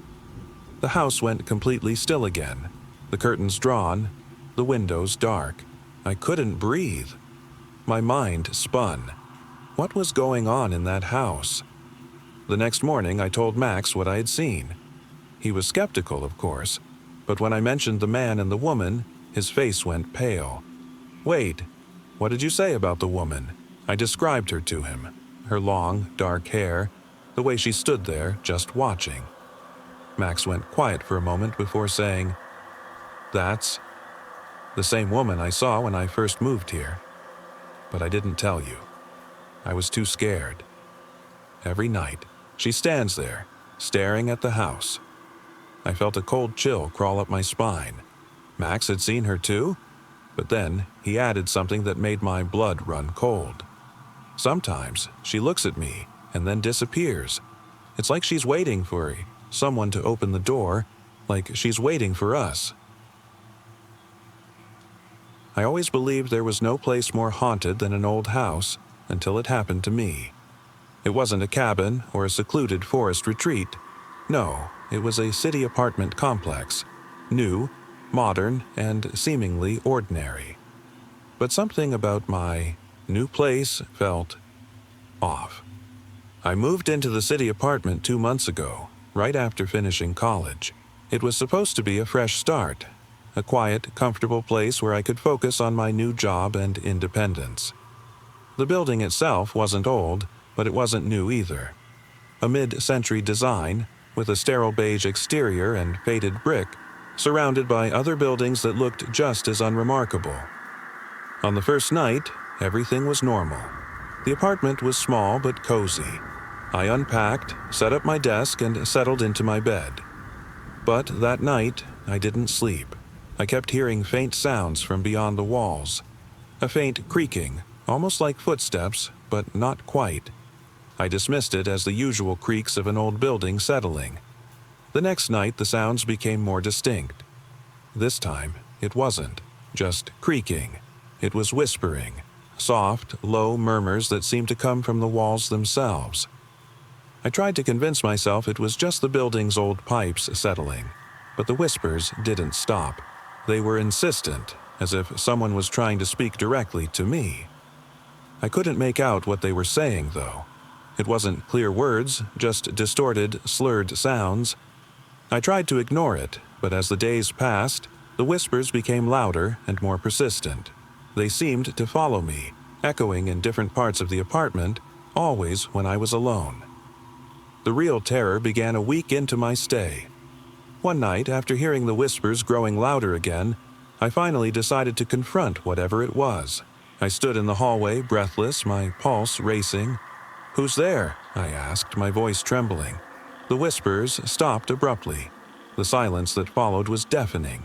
My hands shook as I strained to hear anything beyond the walls, but there was nothing. For a moment, I thought the apartment had returned to normal. Then I felt it. Breath on the back of my neck.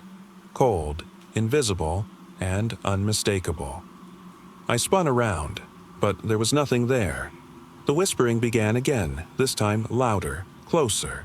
It wasn't just in my ears, it was inside my head. I ran back to my room, locking the door behind me. Sleep was impossible that night. The whispers continued, now a cacophony of distorted voices, some high-pitched, others guttural and low. It felt as though they were inside my skull, each one screaming silently, their distorted words echoing endlessly. Desperation set in. The next day, I tried to reach out to anyone, friends, neighbors, but they all dismissed my concerns. They couldn't hear the whispers. They couldn't see the shadows I swore were lurking at the edges of my vision. Weeks passed in this torment. Every night the whispers grew louder, and each day my paranoia deepened. I started noticing strange things. Faint silhouettes in the corners of my apartment. Dark shapes that would flicker when I turned to look. But they weren't solid. They were hollow, void-like, always lurking just beyond my sight. Then came the night when everything changed. I awoke suddenly, gasping for breath. The apartment was pitch black, the only light from the street lamp outside. I tried to move, but my limbs wouldn't respond. I was frozen, unable to move, unable to scream. In the dark, I heard them again. Closer now. The whispers had turned into screams, a chorus of distorted voices screaming my name. It felt as though they were inside my mind, tearing at my thoughts.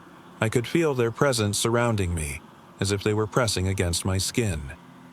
Suddenly, the air shifted, and the temperature dropped drastically. I could feel the breath again, cold, heavy, on my neck. A whisper came so close it felt as though it was inside my very skull.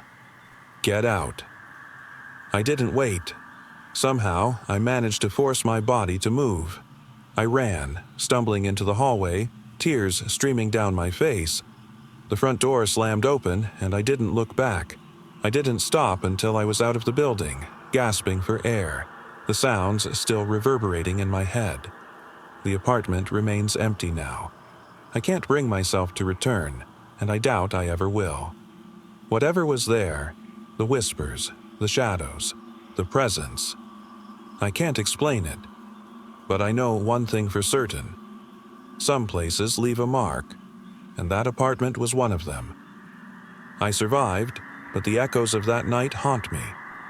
I hear the whispers in my dreams, sometimes in waking moments, as if they're still searching, still waiting. Whatever they were, they're not gone, and neither am I. We always thought the old factory was abandoned. It stood at the edge of town, looming in the distance like a silent monument to forgotten industry. Once a hub of activity, it had fallen into disrepair years ago. The windows shattered and its metal framework rusted. The locals avoided it, rumors swirling about strange occurrences inside, but no one had dared venture close in years. One evening, my friends and I, 3 of us, decided to explore. We were bored, restless, and curious. The old factory loomed, far above the landscape, casting long shadows beneath its towering walls. It was eerie, the kind of place that seemed trapped in a forgotten past. We told ourselves it was just old, dilapidated, nothing more. As we approached, the silence was deafening. The air felt heavy, thick with something we couldn't quite identify. The closer we got, the colder the breeze seemed to grow, slipping through our jackets, turning our breath to mist. The factory itself was a maze of rusting metal and broken glass. debris scattered across the floor like forgotten relics of a time long gone. We made our way inside, stepping carefully over the rubble. The floor creaked underfoot, the echoes of our footsteps bouncing back at us, amplified by the emptiness. There was a lingering smell of decay and something else, something metallic, like old blood. We didn't pay it much attention at first, but then we began to notice strange sounds. Faint, distant murmurs that seemed to come from deeper within. We stopped, our eyes scanning the dimness, our hearts thudding louder with each passing second. The factory was supposed to be abandoned after all. Emma whispered, "Did you hear that?" We nodded, uneasy, but brushed it off. We continued deeper, driven by a mix of curiosity and the hope of finding something hidden, something we couldn't explain. The deeper we went, the louder the murmuring became. It wasn't just voices anymore. It was laughter. Quiet at first, but growing, echoing off the steel walls. Thin, hollow laughter that sent shivers down our spines. We could feel something watching us now. Ryan suddenly stopped, his face pale, as he pointed toward a corridor to the right. "Did you hear that?" His voice trembled. We strained to listen, the laughter now unmistakable, reverberating through the factory like a warning. "I'm not staying here," Emma said, her voice rising in panic. But as we turned to leave, the hallway behind us stretched unnaturally. The laughter seemed to ripple through the very air, reverberating louder, closer. Then we saw it. A figure. Faint, barely visible, drifting slowly toward us from the shadows. It wasn't human. Its face was obscured, but we could feel the weight of its gaze, cold and hollow. Its laughter echoed in the void as it drew nearer. We ran. There was no thought, just primal terror. We didn't look back, sprinting through the factory, our feet slipping on the broken floor, the laughter echoing behind us like a chorus of ghosts. The walls seemed to stretch, closing in, and we couldn't tell if we were running forward or circling endlessly. Somehow, we made it outside. The laughter faded, replaced by the oppressive silence of the night. We didn't speak. None of us dared. Look back at the factory. To this day, we haven't gone near that place again. The old factory stands as it did, silent and forgotten, but we know now. It's anything but abandoned. And we still hear the laughter sometimes in the quiet hours. Always. My cousin and I used to explore the fields behind our grandparents' old farmhouse every summer. The place was vast, with acres of corn and wheat, a rickety barn that seemed like it might collapse any day, and a patch of woods that everyone in the family avoided. Grandpa always said it wasn't safe. Snakes, sinkholes, or some vague story about trespassers, we never believed him. This summer, curiosity got the better of us. On a lazy afternoon, after Grandma fell asleep on the porch, we grabbed flashlights and decided to explore the woods. It wasn't a planned adventure, just a spur-of-the-moment thing. The air was cooler under the canopy of trees, the thick smell of moss and earth surrounding us. The deeper we went, the more the sounds of the farm disappeared. No wind rustling, the corn, no birds. It felt like stepping into another world. My cousin, always braver than me, joked about finding hidden treasure or an old cabin full of relics. We didn't find treasure. What we found was something else. About half a mile into the woods, we stumbled upon a clearing. In the center stood a strange structure. A stone well, covered with moss and half crumbling, like it had been there for centuries. But what was odd wasn't the well itself. It was the carvings on the stones around it. Strange symbols and spirals, etched deep into the surface, uneven like they'd been scratched in with trembling hands. My cousin leaned over the edge of the well, shining his flashlight down. I expected to see water or maybe just darkness. Instead, there was a dull shimmer, like something metallic reflecting light far below. He whispered something, but I wasn't paying attention. My eyes were fixed on one of the symbols on the wells. rim. A crude, jagged spiral. It felt alive, almost pulsing under the flashlight beam. Then we heard it. A voice. It wasn't a shout or a whisper, but something low and guttural, echoing faintly from deep inside the well. My cousin stumbled back, dropping his flashlight into the pit. The light flickered as it tumbled down, illuminating the sides of the well as it fell. For a moment, I thought I saw something move, a shadow curling along the stone. I grabbed his arm, whispering that we needed to leave, but he just stood there, staring at the well, his mouth slightly open. When I shook him, he finally snapped out of it, muttering, "Did you hear it? It said my name." I didn't want to argue, I just wanted to get out of there. I pulled him away, and we hurried back through the woods, tripping over roots and branches. The air felt heavier now, and the shadows seemed to stretch longer. By the time we reached the edge of the trees, we were both gasping for breath. We didn't tell anyone about the well. Not that day, not that summer. But things changed after that. My cousin started sleepwalking, which he'd never done before. He'd wake up outside, standing at the edge of the cornfield, always facing the woods. One night, he woke me up, standing by my bed with a blank expression, saying he needed to go back. I tried to convince him it was just a dream, that the well wasn't real, or, if it was, that it didn't mean anything. But he was adamant. He said it was calling him, that it wasn't finished with us. The last straw came on the final night of the summer. We were packing up to leave the farm when I heard the screen door slam. My cousin was gone. I ran outside, shouting his name, but there was no answer. Grandma and Grandpa were asleep, so I grabbed a flashlight and ran toward the woods. I found him in the clearing, standing next to the well. He wasn't moving, just staring down into the darkness. When I called his name, he didn't respond. I ran to him, grabbed his arm, and shined my flashlight into the well. What I saw still makes my skin crawl. The shimmer from before was gone. Instead, there was something climbing up the walls, something with too many limbs, its skin slick and glistening like oil. Its face wasn't a face at all, just a mass of sharp, twisting shapes. I screamed, pulling my cousin away. As we stumbled back, the well went silent again, and the clearing felt empty, lifeless. He finally looked at me, his face pale, and said, "It knows us now." We never spoke about it after that night. The woods were off limits for the rest of the summer, and the next year the farm was sold. But every so often, when I close my eyes, I see that thing climbing toward us, and I hear its voice, low, guttural, and unmistakably calling my name.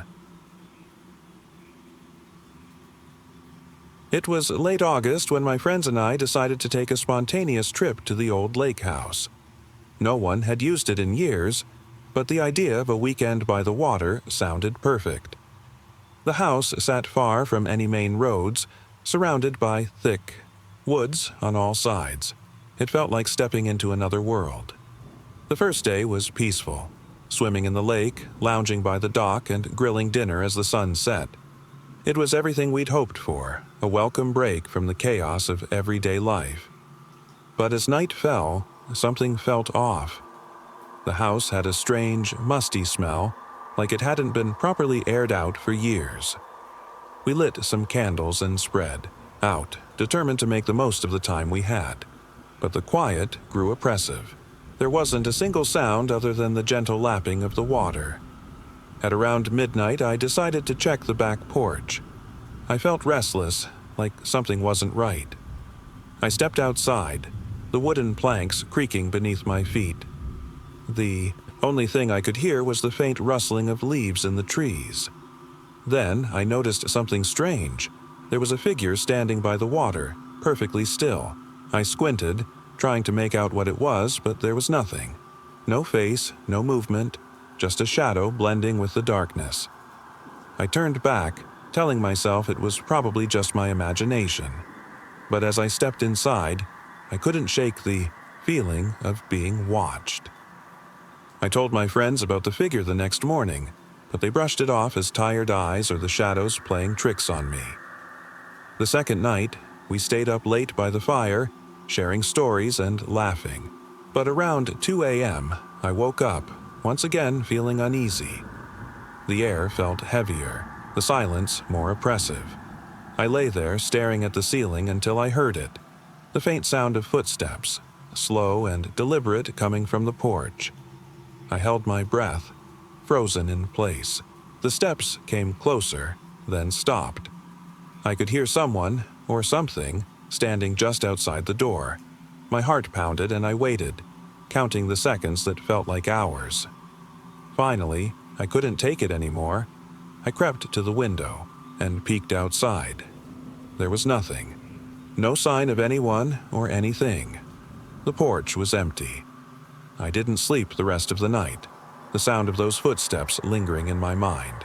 The next morning, I decided to walk down to the lake, hoping some fresh air would clear my head. The others stayed behind, still groggy from the night before. As I walked, I couldn't shake the feeling that I was being followed. I kept turning, around, expecting to see someone or something, but there was nothing. The woods felt darker, quieter than before. When I reached the edge of the water, I decided to take a seat. The sun was rising, casting long shadows across the water. It was peaceful again, until I looked down. There, on the sandy shore, were footprints. But they weren't mine. They were bare, but far too large. They led into the water, vanishing beneath the surface. I backed away, my pulse racing. I didn't know how, but something had followed me. My legs trembled as I made my way back to the house, trying to ignore the sinking feeling in my stomach. When I got there, my friends were still asleep. I didn't tell them what I saw. I couldn't explain it. But even now, every time I hear the rustling of leaves or the creak of wood, I wonder if something is still waiting for me by that lake.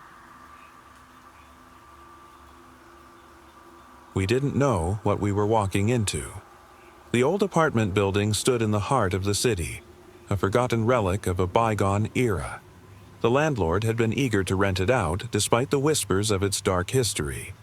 After months of searching for a place, we were desperate. It seemed like the perfect fit. The apartment itself was cramped, walls cracked with age, and a lingering musty smell that no amount of cleaning could eradicate. We didn't mind at first. Desperation had a way of dulling the senses. But as we settled in, things began to feel off. It started small. The lights flickered late at night, and the sound of footsteps echoed through the hallway, even though we knew no one else lived in the building. There were no neighbors to hear or investigate. Still, we chalked it up to old wiring or perhaps creaky floors settling over time. That's what we told ourselves. Then, the dreams began. Every night, the same dream. A dark figure standing at the edge of my bed, watching silently. Its presence filled the room, a heavy weight pressing down on my chest until I couldn't breathe. Every night, I woke up gasping, only to find the figure was gone, but the oppressive sensation lingered. One evening, Emma said something that froze me to the bone. "Did you hear that?" she whispered. We were sitting in the living room, the window partially open to let in the cool breeze. But beyond the glass there was a faint hum, low, distorted, almost mechanical. It grew louder, closer, until the sound was overwhelming. It wasn't coming from outside, it seemed to be emanating from the walls themselves. "No," I said, shaking my head. "I didn't hear anything." Emma's eyes widened as she stared at me, her voice trembling. "It's getting louder. Listen." The hum became unbearable, like a malfunctioning machine deep within the building, something dark and twisted that shouldn't exist. We covered our ears, trying to block it out, but it felt like the sound was inside our very skulls, vibrating through our bones. Then came the whispers. Quiet at first, so soft that they seemed to drift in the corners of our minds. But soon, they morphed into full sentences, and they were speaking directly to us. Get out. The voice wasn't just in our heads, it was in the room. I felt its breath on my neck, cold and sharp. It was close. Too close. Run, the voice said again, deeper this time, colder, more commanding. We tried to leave, but the door wouldn't open. The locks jammed, as if something unseen had seized control. The windows, once our only escape route, were shattered. Fragments of glass scattered across the floor. There was no way out. The whispers grew louder, overlapping now, filling the space until we couldn't think straight. They whispered of forgotten deeds, of souls trapped, unable to rest. The dark figure from my dreams materialized in the room, standing in front of us, its eyes empty, voids of darkness that devoured all light. "We're not alone," Emma whispered, her voice quivering. The figure stepped closer, and we could feel its chilling presence. The air grew colder, too cold. Every breath we took was like inhaling ice.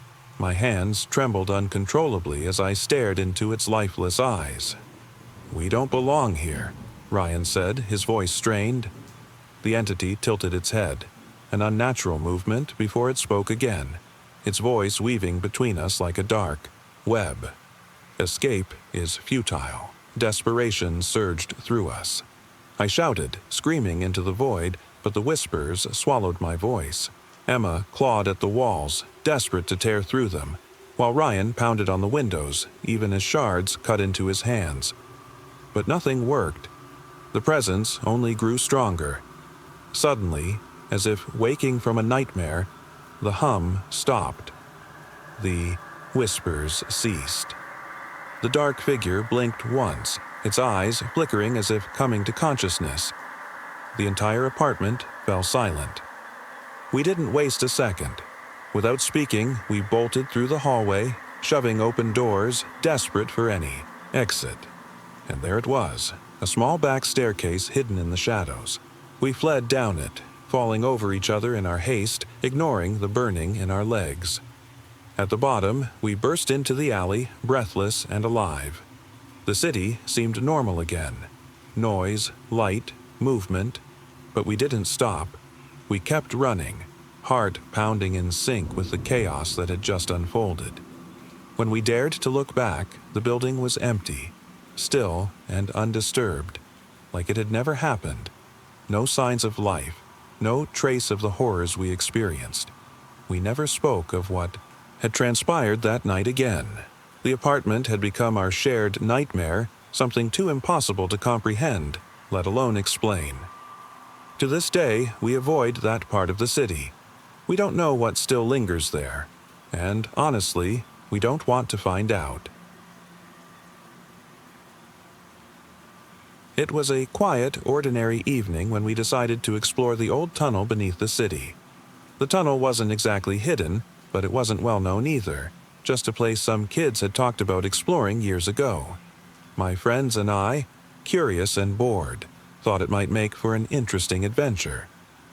None of us expected what we would find. The entrance was hidden under a narrow bridge, overgrown with weeds, covered in graffiti. It smelled of damp earth and decay. As we walked down, flashlights cutting through the darkness, the air grew colder and the walls seemed to press in around us. The tunnel stretched ahead, endless, lit only by the faint glow of our headlights. First, everything felt normal. The tunnel echoed with the sound of our footsteps and the strange whispers of the wind. But the deeper we went, the more the feeling of unease settled over us. My friends joked, trying to lighten the mood, but I could tell we were all on edge. There was something oppressive about the tunnel, as if it had been waiting for us. Then we heard it. Faint, distant at first, like a whisper. "Help! Help!" We exchanged uneasy glances. The voice wasn't loud enough to make sense of, but it seemed to resonate through the tunnel like a ghostly echo. I knew then that we were no longer alone. One of my friends, Sam, called out hesitantly. "Hello? Is someone down there?" The response came again, louder this time. "Help! Help! Please!" This time it was clearer, as if someone was begging us from the darkness. We hesitated, unsure whether to respond or run. but something about the desperation in that voice kept us rooted in place. "Who's there?" I called, my voice shaky. The silence that followed was worse than any response. We listened to the sound of our own breathing, the faint drip of water from the ceiling. Then, another sound, soft, dragging, like something heavy being pulled across the ground. "Please." "Help! I'm trapped," the voice called again, but this time it was closer. We didn't move. The flashlight beams swept the shadows searching for the source of the voice, but there was nothing to be seen. The tunnel stretched endlessly, the darkness swallowing the light. Suddenly, something shifted. A figure emerged from the blackness. It wasn't human, at least not entirely. The shape was twisted, elongated, its limbs jerking unnaturally as it moved toward us. Its face was obscured by shadows, but I could see its eyes, empty and hollow, like voids in the darkness. "Help!" the figure rasped, its voice distorted, as though speaking from a place far beyond our world. We backed away, panic surging through us. The tunnel seemed to stretch further, the walls closing in around us. Whatever that thing was, it wasn't human, and it wasn't something we could fight. Without thinking, we turned and ran. The tunnel echoed with our footsteps, the strange cries of the figure fading behind us. I didn't stop until we burst out into the cold night air, gasping and trembling. None of us looked back. To this day, I don't know what we saw. The tunnel remains beneath the city, hidden, waiting. I've tried to convince myself it was a dream, a trick of the light, but I know better. Something is down there, something that shouldn't be disturbed. I still hear the voice sometimes, calling from the dark, and I know I'll never forget it. I didn't believe in ghosts or anything beyond what my eyes could see. Not until that night. It was just a normal evening when my friends and I decided to go hiking. We had heard about a hidden trail deep in the nearby forest, far from any roads or signs of civilization. The air was crisp, the trees towered above us, their shadows stretching long and eerie as we followed the winding path. It was supposed to be a quiet escape, a peaceful night beneath the stars. The trail was narrow, barely more than a dirt path with thick forest on either side. The sunlight dimmed fast, leaving only the soft glow from our flashlights to guide us. We didn't talk much, just walking, listening to the crunch of leaves underfoot and the occasional rustle in the bushes. It was when we reached a clearing that things started to feel wrong. The atmosphere shifted. The forest was no longer the familiar, welcoming place it once was. The trees seemed taller, their branches forming a canopy that seemed to trap the light, casting deep shadows. The air grew colder, like the forest itself was holding its breath. We decided to set up camp there, thinking it was a good place to rest. But the longer we stayed, the more uneasy I became. The silence was deafening, as though the forest was holding its breath. I glanced around, trying to shake the feeling of being watched, but the woods felt alive in a way I couldn't explain. That's when I heard it. A faint, distant whisper. A voice, barely audible, carried on the wind. I stopped, my breath catching in my throat. "Did you hear that?" I asked my friends, but they shook their heads, too preoccupied with setting up the tents. I tried to brush it off, telling myself it was just my imagination. But as night fell, the whispers grew louder, weaving through the trees like they were calling to me. I could feel the weight of the forest pressing down on me, the darkness growing thicker. Then, in the stillness, I saw it. A figure standing at the edge of the clearing. A shadow, taller than any tree, motionless. I couldn't make out its features, just a black silhouette, watching us. My heart pounded, and I called out to my friends, but they didn't see it. I took a step toward the figure, compelled despite the fear gripping me. As I drew closer, I noticed something strange. The figure didn't cast a shadow. The very ground beneath it seemed to bend around the shape, as though the light avoided it. It wasn't human. It was more like a void, a gap in reality. My legs felt weak, but I couldn't look away. I was frozen, watching as the figure tilted, its head almost as if acknowledging my presence. Then the whispers became a voice, calm but cold. "You shouldn't be here." I opened my mouth to speak, but no sound came out. The figure took a slow step forward, and I took a step back, realizing there was no escape. The whispers turned to screams in my head, but still, I couldn't move. Then, just as suddenly as it appeared, the figure vanished. The forest returned to its usual silence, but something had shifted. The unease lingered, heavier now, almost suffocating. My friends, oblivious to what had just happened, continued setting up camp, blissfully unaware. I never told them about the figure, about the whispers that still echo in my mind, and I never went back to those woods. To this day, I wonder if whatever I saw is still waiting. It was the middle of summer, and my friends and I decided to take a day trip to a remote beach, far from the usual tourist spots. We wanted to escape the crowds and find some quiet, peaceful place to relax. The beach wasn't well known, tucked away down a narrow, winding road, hidden from the rest of the world. We arrived in the early afternoon, greeted by nothing but the endless stretch of sand and the gentle lapping of waves. The sky was clear, the sun blazing overhead. The beach, stretched out before us, empty except for a few distant figures far off in the distance. It was perfect. We set up our towels, spread out some chairs, and spent the day swimming, talking, and soaking up the sun. The water was warm, the air salty and fresh. It felt like paradise, away from the noise and rush of everyday life. But as the sun began to dip closer to the horizon, something started to feel off. The air seemed to grow heavier, and a strange quiet had settled over the beach. Even the waves seemed quieter, like they were retreating, leaving behind an eerie stillness. My friends didn't seem to notice, too lost in their own conversations, but I felt a prickling on the back of my neck, an instinctive warning that something wasn't right. I wandered a little closer to the water, scanning the horizon. That's when I saw them. Two figures standing at the edge of the ocean, staring out at nothing. They weren't moving, weren't even talking, just standing there as if they were waiting for something. I didn't want to believe it, but as I moved closer, I could see their faces. They weren't like us. Their eyes were hollow, dark, and empty. There was something wrong with their skin, too. Pale, almost translucent, as though they didn't belong in the sunlight. They turned slightly, as if sensing my gaze, but didn't. Look at me. Their attention remained fixed on the horizon. I felt a wave of panic rising, my breath quickening. I turned and ran back to my friends, my heart thudding in my chest. "We need to leave," I said, my voice trembling.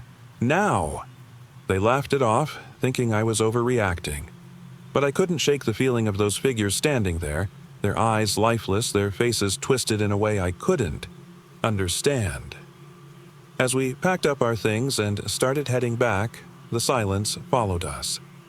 The beach was still empty, the distant figures still watching us, their presence growing more and more oppressive.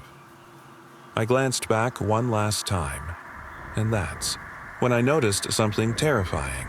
The figures weren't there anymore, but I could still feel their gaze on me. It was late October, the sky heavy with overcast clouds as we set off for a camping trip. My friends and I had been planning this trip for months, far away from the city, deep into the heart of a forest we'd never visited before. None of us had ever camped out this far from civilization, but the promise of quiet, untouched wilderness was too tempting.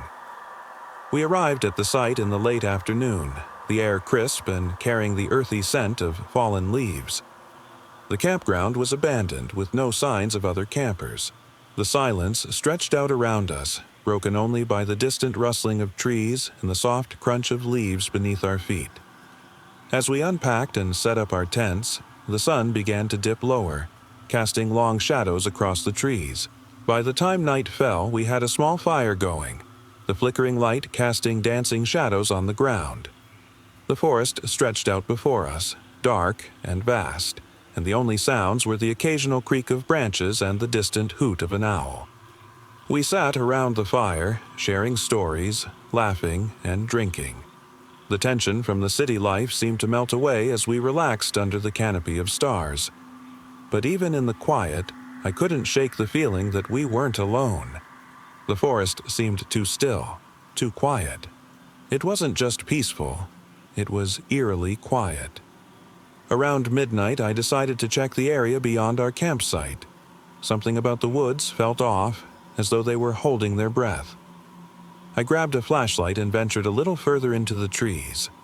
The ground was soft and uneven beneath my feet, and the only light came from my flashlight's dim beam. I walked for what felt like hours, the trees towering above me, their branches twisting into the darkness. The deeper I went, the stronger the feeling that I was being watched. My heartbeat quickened and I stopped, shining the light around. There was nothing but trees, shadows, and the faint creak of the wind. But then I saw it. A faint, almost imperceptible figure in the distance. It wasn't human. It was tall and slender, standing motionless. My breath hitched, and I backed away slowly, never taking my eyes off it. The figure didn't move. It just stood there, watching me, unmoving. I turned and ran back to camp, my legs carrying me as fast as they could. When I returned, my friends were asleep, blissfully unaware of the presence I had felt. I tried to tell myself it was just my imagination, but the memory of that figure stayed with me. The next morning, we packed up quickly and decided to head back to civilization. None of us spoke about what I had seen. I was too afraid they wouldn't believe me. As we walked back, I glanced over my shoulder, half expecting to see that figure again, but the forest was silent, as though it had never been disturbed. Even now, years later, I wonder what it was I saw that night.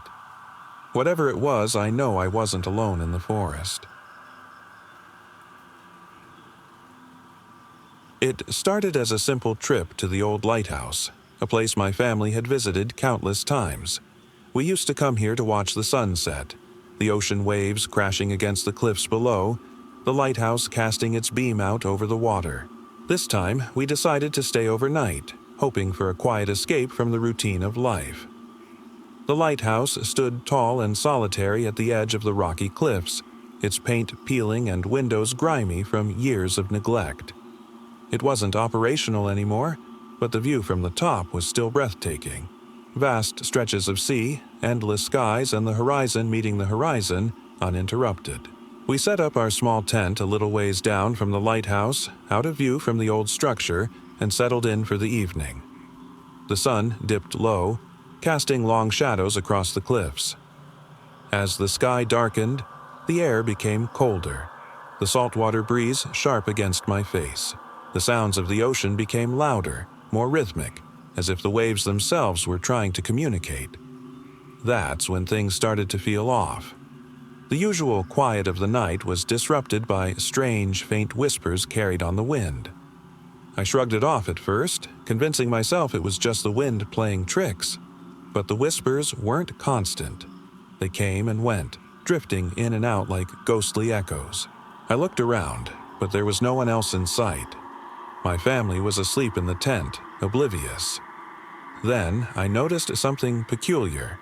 The lighthouse, standing dark and foreboding, had always felt like a landmark, a safe beacon of light in the darkness. But now it felt different. It wasn't just that it was no longer operational. It felt like it had a presence of its own. I felt watched. I decided to climb up to the lighthouse, telling myself it was probably just my imagination. The inside of the structure was cold and damp, the smell of aged wood and salt overwhelming. Dust particles danced in the faint moonlight that filtered through the grimy windows. I took the stairs to the top, my footsteps echoing eerily in the empty space. At the top of the lighthouse, I stood in awe of the view. But as I looked out across the horizon, something caught my eye. A figure standing at the edge of the cliff, far below. It was too far for me to make out any details, but it stood motionless, like a statue. I squinted, trying to focus, but the figure didn't move. My heart pounded. I called out, but there was no response. The wind carried my voice away.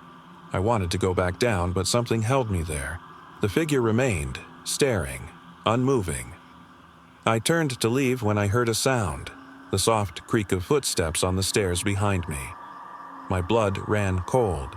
I was alone. There was no reason for anyone else to be there.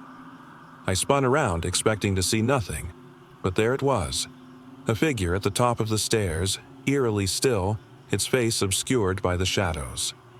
My breath caught, and I backed away slowly, my legs trembling. As I descended the stairs, I could feel the figure following, its presence closer now as if it were breathing down my neck. When I reached the bottom, I bolted toward the tent, heart racing, the whispers now louder, more insistent. I didn't sleep that night. The whispers didn't stop. In the morning, when my family woke, there was no sign of the figure, just the sound of the ocean and the wind. But the feeling remained, the feeling that we weren't alone, that whatever had watched me from the cliff was still out there, waiting. It was the kind of summer evening where the air feels thick, almost suffocating. My friends and I decided to take a drive out to the old abandoned amusement park that was rumored to be haunted. The place had been closed for decades, forgotten, overgrown, and left to rot. We weren't really sure what we expected to find, but the idea of exploring something so eerie felt like the perfect escape from the humdrum of our usual lives. As we parked near the entrance, the silence was oppressive. The old, rusted gates groaned as we pushed them open, the metal scraping against itself. The ground was uneven beneath our feet, with weeds and tall grass creeping up through the cracks in the concrete. It felt as though time had stopped. We walked through the overgrown pathways, stepping carefully to avoid the broken glass and twisted remnants of rides that once filled this place with laughter. The Ferris wheel loomed in the distance, its rusted frame creaking in the faint breeze. We weren't exactly sure what we were hoping to find, but the air was thick with a strange tension that made my skin crawl. As we ventured deeper into the park, the sun dipped lower on the horizon. Shadows stretched long and distorted, casting unsettling shapes on the decaying attractions. The further we went, the quieter it became. The sounds of birds and wind seemed to fade away, leaving only the echo of our own footsteps against the cracked pavement. Then came the first sign that something wasn't right. We came across the old carousel. The once bright-painted horses were now faded and covered in moss. We stopped in front of it, the air suddenly feeling colder. I could see my breath in the dim light. Something felt off. I had this overwhelming sensation that we weren't alone. Noticed a strange figure standing by the far side of the carousel, just beyond the broken tracks. It was tall, too tall, with a gaunt, skeletal frame that seemed unnaturally elongated. The figure didn't move, just stood there, facing us with its head tilted at an impossible angle. "Guys," I whispered, my voice trembling. "Look." They turned, following my gaze. At first, they didn't see it, but when they did, they froze. The figure stood still, its hollow black eyes staring at us. There was no face, just a void where its features should have been. It didn't blink, didn't even seem to breathe. "Let's get out of here," someone said, their voice shaking. We turned to run, but as we did, there was a sudden, sharp sound behind us. The slow creak of the carousel. I dared to look back, and there it was, moving. The horses spun, but there was no sound, just the grotesque image of the figure standing there, watching us. We ran, pushing through the undergrowth, desperate to get back to the car. The park seemed to stretch on endlessly, the trees closing in around us. Every time I looked back, I could see the figure, always there, always watching. When we finally stumbled out onto the road, we didn't stop running until we reached town. The park faded, behind us, swallowed by darkness. To this day, I don't know what we saw, but whatever it was, it's still out there, waiting. It was a quiet evening, and I had decided to go for a walk in the old neighborhood park that bordered the edge of town. The park wasn't particularly large, but it had always felt familiar, almost like a second home growing up. The trees were tall and ancient, their twisted branches stretching across the paths, casting long shadows as the sun dipped below the horizon. It had been years since I last wandered through these trails, but I always felt drawn back whenever I needed space to think. As I walked deeper into the park, the air grew cooler, the rustling leaves crunching softly beneath my feet. There were hardly any other people around, which only added to the sense of solitude. I wasn't expecting to encounter anyone. The park was rarely crowded during the evening hours. I figured it would be a peaceful walk, perfect to clear my head after a long day. I passed a small, decrepit wooden bench half buried beneath overgrown vines. It was an old fixture from the days of my childhood. I paused for a moment, staring at the faded graffiti that had long since been swallowed by moss. The bench felt like a quiet witness to countless secrets from the past, memories of old friendships and whispered promises. As I continued along the trail, I noticed the faint sound of running water. A small creek weaved its way through the park, barely noticeable until now. The gentle babble of the stream was oddly calming, and I decided to follow its course. The path led me to a clearing, where the creek widened into a shallow pool surrounded by tall, leafy trees. The sunset painted the water in hues of amber and gold, reflecting the serene beauty of the surroundings. I sat down by the edge, my feet dipping into the cool, clear water.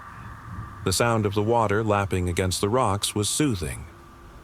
I lost track of time, simply sitting there, letting my thoughts wander. The tension from earlier in the day seemed to melt away, replaced by an eerie stillness. There was no breeze, no rustling of leaves, just an unnatural silence that seemed almost too quiet.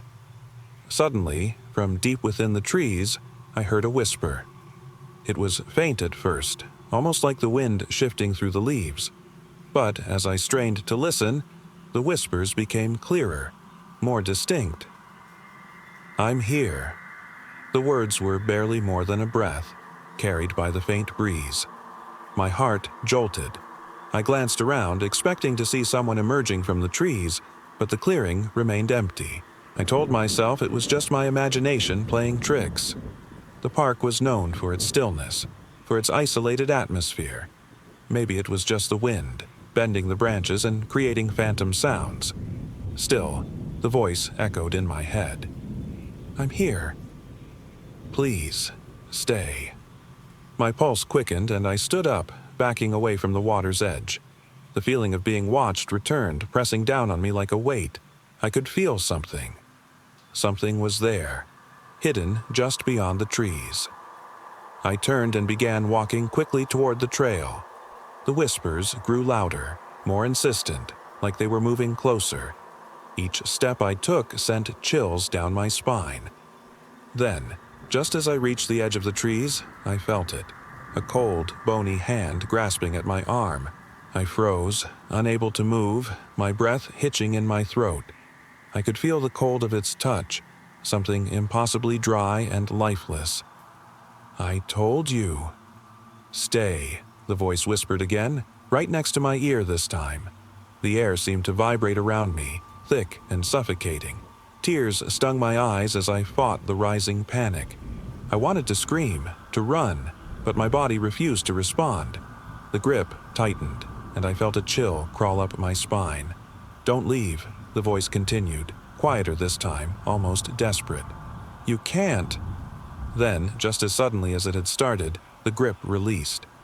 I staggered back, my heart pounding, and ran as fast as I could toward the distant glow of the city.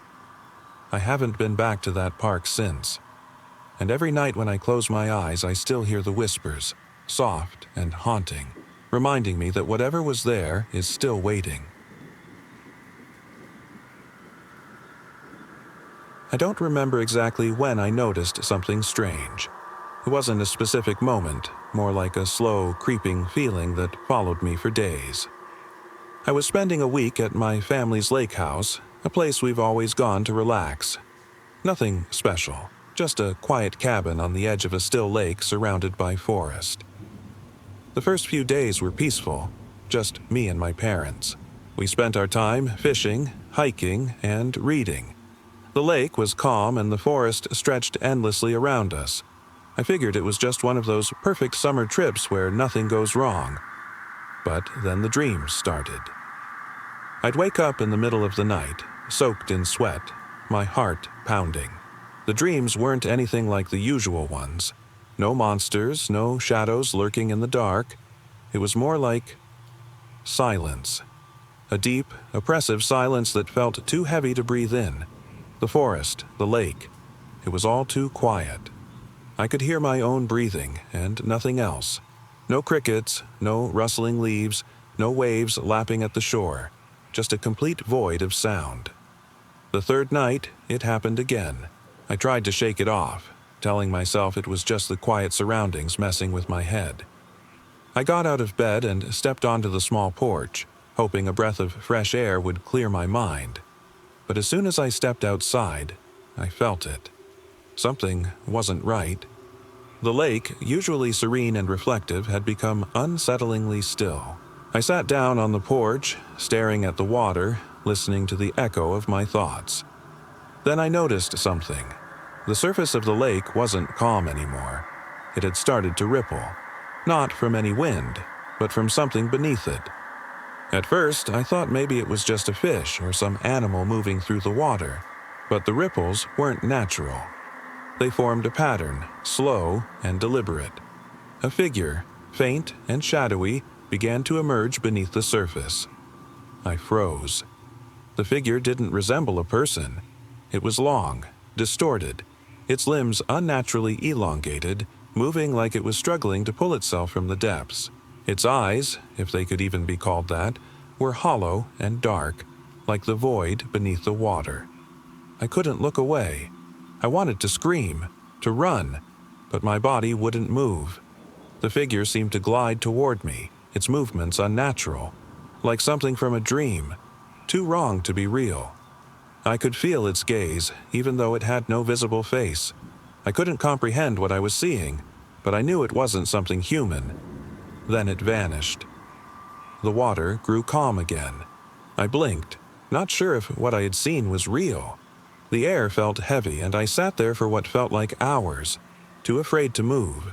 Eventually, I forced myself back inside, locking every door and window. The next morning, my parents woke me up as if nothing had happened. The sun was shining, and everything seemed normal. We went about our day, fishing, laughing, trying to forget about the quiet nights. But I knew deep down that something had changed. It's been years since that trip, but I still visit the lake house.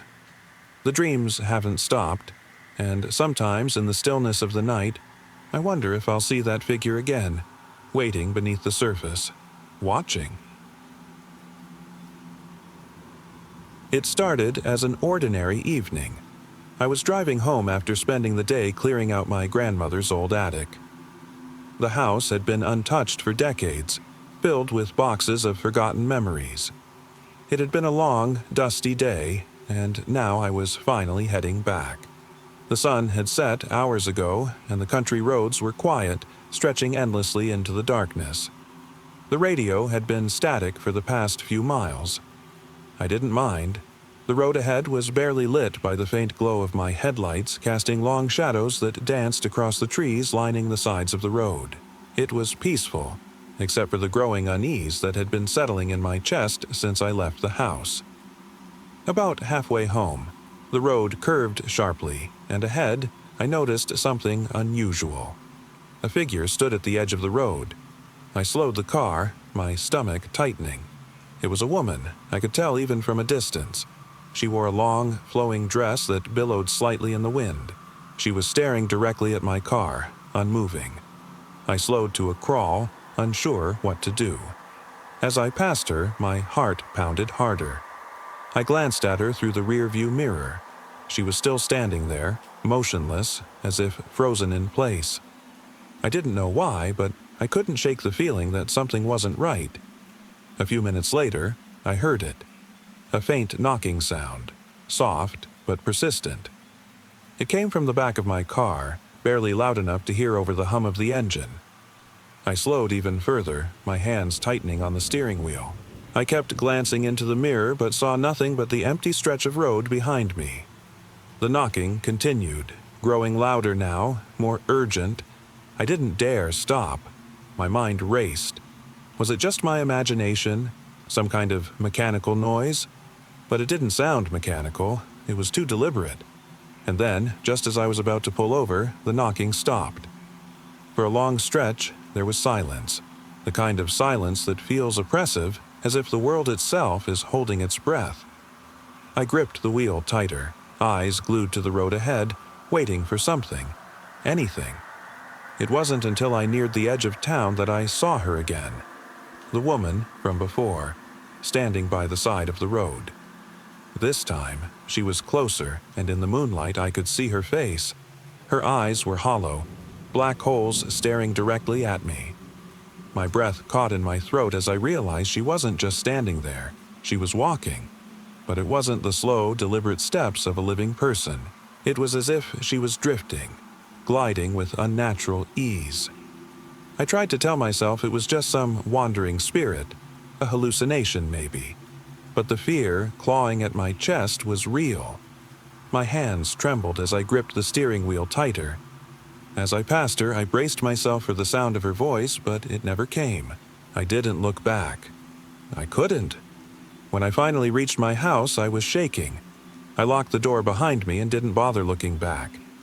I didn't go out the next night, or the one after that. And I've never seen that woman again. But some nights, I swear I can still hear the faint sound of knocking.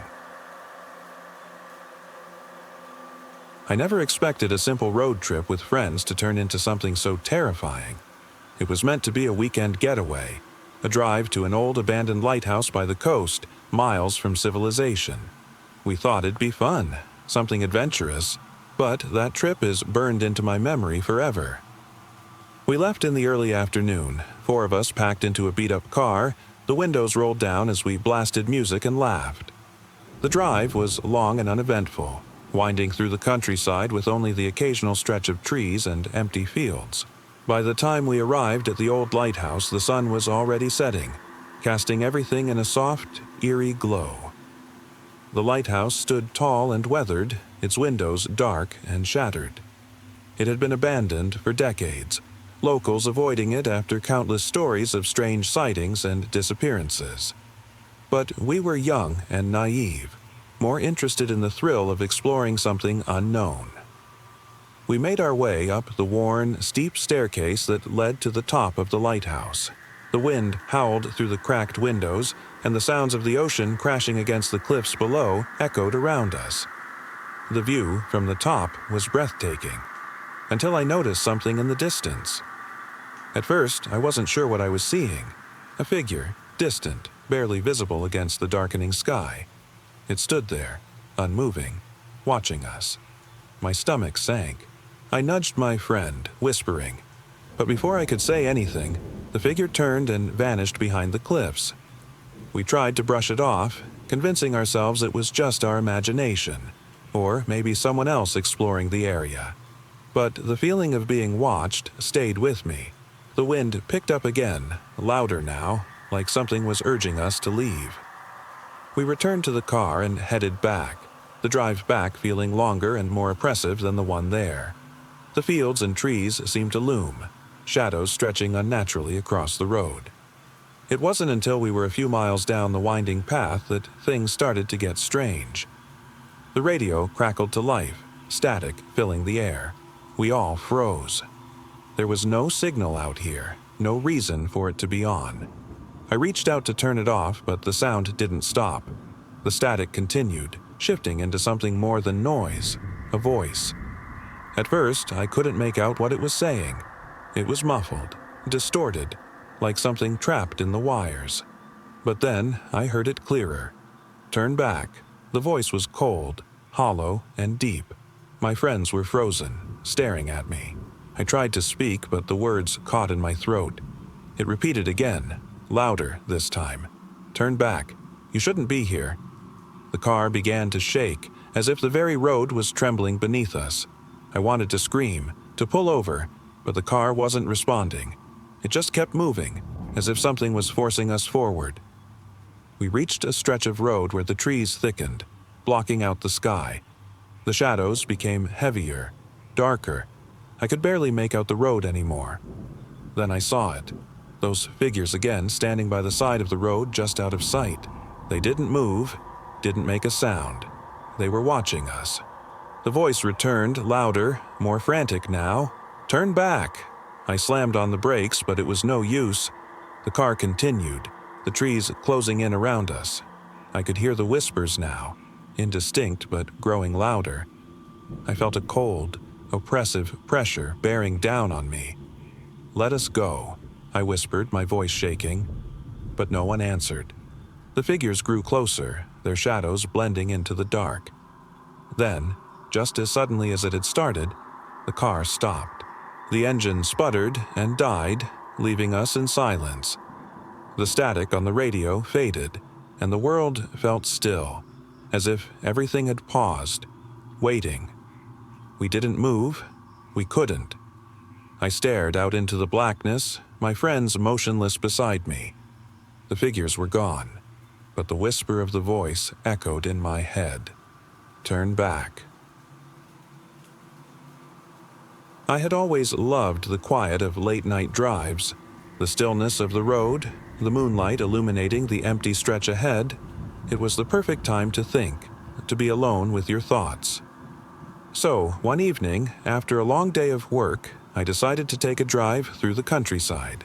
The roads were winding and dark, but the drive itself was soothing. I didn't have a destination in mind, just wanted to escape the noise of the city and clear my head. The air felt crisp, and I rolled down the windows, letting the cool breeze rush in. As I drove further into the night, the world around me seemed to shrink. The only sounds were the hum of my tires on the asphalt and the occasional rustling of trees that loomed on either side of the road. I didn't pass another car for miles. It was peaceful in a way that was almost surreal. About an hour into the drive, I noticed something strange. A figure standing by the side of the road. At first, I assumed it was a hitchhiker, but something about the way they stood, unmoving, just watching the road, felt off. They didn't seem to be waiting for a car. They were just there, staring. I slowed down, unsure of what to make of it. As I got closer, I realized the figure wasn't human. It was tall, unnaturally so, with long limbs that bent in ways they shouldn't. Its face was obscured, hidden beneath a dark hood, but I could feel its eyes on me, cold and unblinking. My heart pounded as I drove past, trying to keep my eyes on the road. I didn't dare look back, but I just knew. It was watching me. The rest of the drive was consumed by a growing sense of dread. The peaceful night had become something else entirely. Every creak of the car, every shadow cast by the moon, felt like they were part of something larger. I told myself it was just my imagination, that I was overtired and spooked. Still, I couldn't shake the feeling that I was being followed. I reached a small town as dawn began to break. The figure was gone, but I couldn't forget the sense of being watched. My hands trembled as I fumbled with the car keys, trying to calm my racing thoughts. That's when I noticed something strange. My rearview mirror was cracked, as if something had grabbed it. I haven't driven that road since. I've always loved the city at night. The neon lights, the quiet hum of cars far off in the distance. There's something peaceful about it. I never thought much of urban legends or ghost stories. They always felt too far-fetched for someone like me, someone who preferred logic and reason. But one night, everything changed. It was a routine evening walk through the city, something I'd done countless times before. I left my apartment, heading toward the park that bordered the edge of downtown. The streets were empty. silent except for the occasional footsteps echoing beneath the towering skyscrapers. I didn't mind the quiet. It felt peaceful, a rare escape from the buzz of the day. As I walked, I passed by a small, dimly lit convenience store, its fluorescent lights flickering like a heartbeat. The wind had picked up slightly, causing the trash to skitter across the pavement. The park was just a block away, so I decided to cut through and take the shortcut. The park was eerily quiet, even for the middle of the night. The usual sounds of the city seemed to vanish. No distant traffic, no voices from the few people that might wander through. It was as though the park had been consumed by some invisible void. I took another step and realized I wasn't alone. At first, I thought it was my imagination, but I could feel it. Something was watching me. The sensation prickled at the back of my neck and my pulse quickened. I stopped and looked around, but there was nothing there, just the shadows of trees looming over the pathway. Probably just my nerves, I muttered to myself. I took a deep breath and started walking again, but the feeling didn't go away. If anything, it grew stronger. The quiet became oppressive, the kind that weighs down your chest and makes you question if you're really alone. I couldn't shake the feeling of being followed, of something trailing behind me in the dark. Every step I took felt heavier, more deliberate, as though something, or someone, was watching from the shadows, waiting. I reached a clearing near the center of the park where an old, rusted bench sat under a single street lamp that flickered intermittently. I hesitated, looking around, but still saw no sign of anyone. Yet, I couldn't shake the feeling that someone, or something, was out there, blending into the darkness, watching. Then I heard it, a faint whisper, carried by the wind. Not words, just a low, indistinct murmur, as if the air itself was speaking. My heart pounded harder. I instinctively stepped back, my breath quick and shallow. I wasn't alone. Something moved in the shadows, shifting just beyond the reach of the street lamp's light. I froze, eyes wide, trying to make sense of what I was seeing. There was nothing, just darkness and the faint sound of rustling leaves. "Hello," I called out, my voice trembling. No response. I started walking faster now, trying to shake the overwhelming feeling of dread. But the whisper followed me, growing louder, more persistent. My mind raced, wondering if I'd somehow stumbled into some bizarre dream or hallucination. I kept expecting to turn a corner and see someone, or something, standing there, watching me from the darkness. But nothing came. As I neared the edge of the park, I felt something brush against my leg. I jerked back, heart pounding. There was nothing there. The whisper had grown into a chorus of faint voices, overlapping and unintelligible, as though a crowd of whispers was surrounding me, closing in. Panic set in. I broke into a sprint, sprinting as fast as I could out of the park, back toward the street where my apartment was.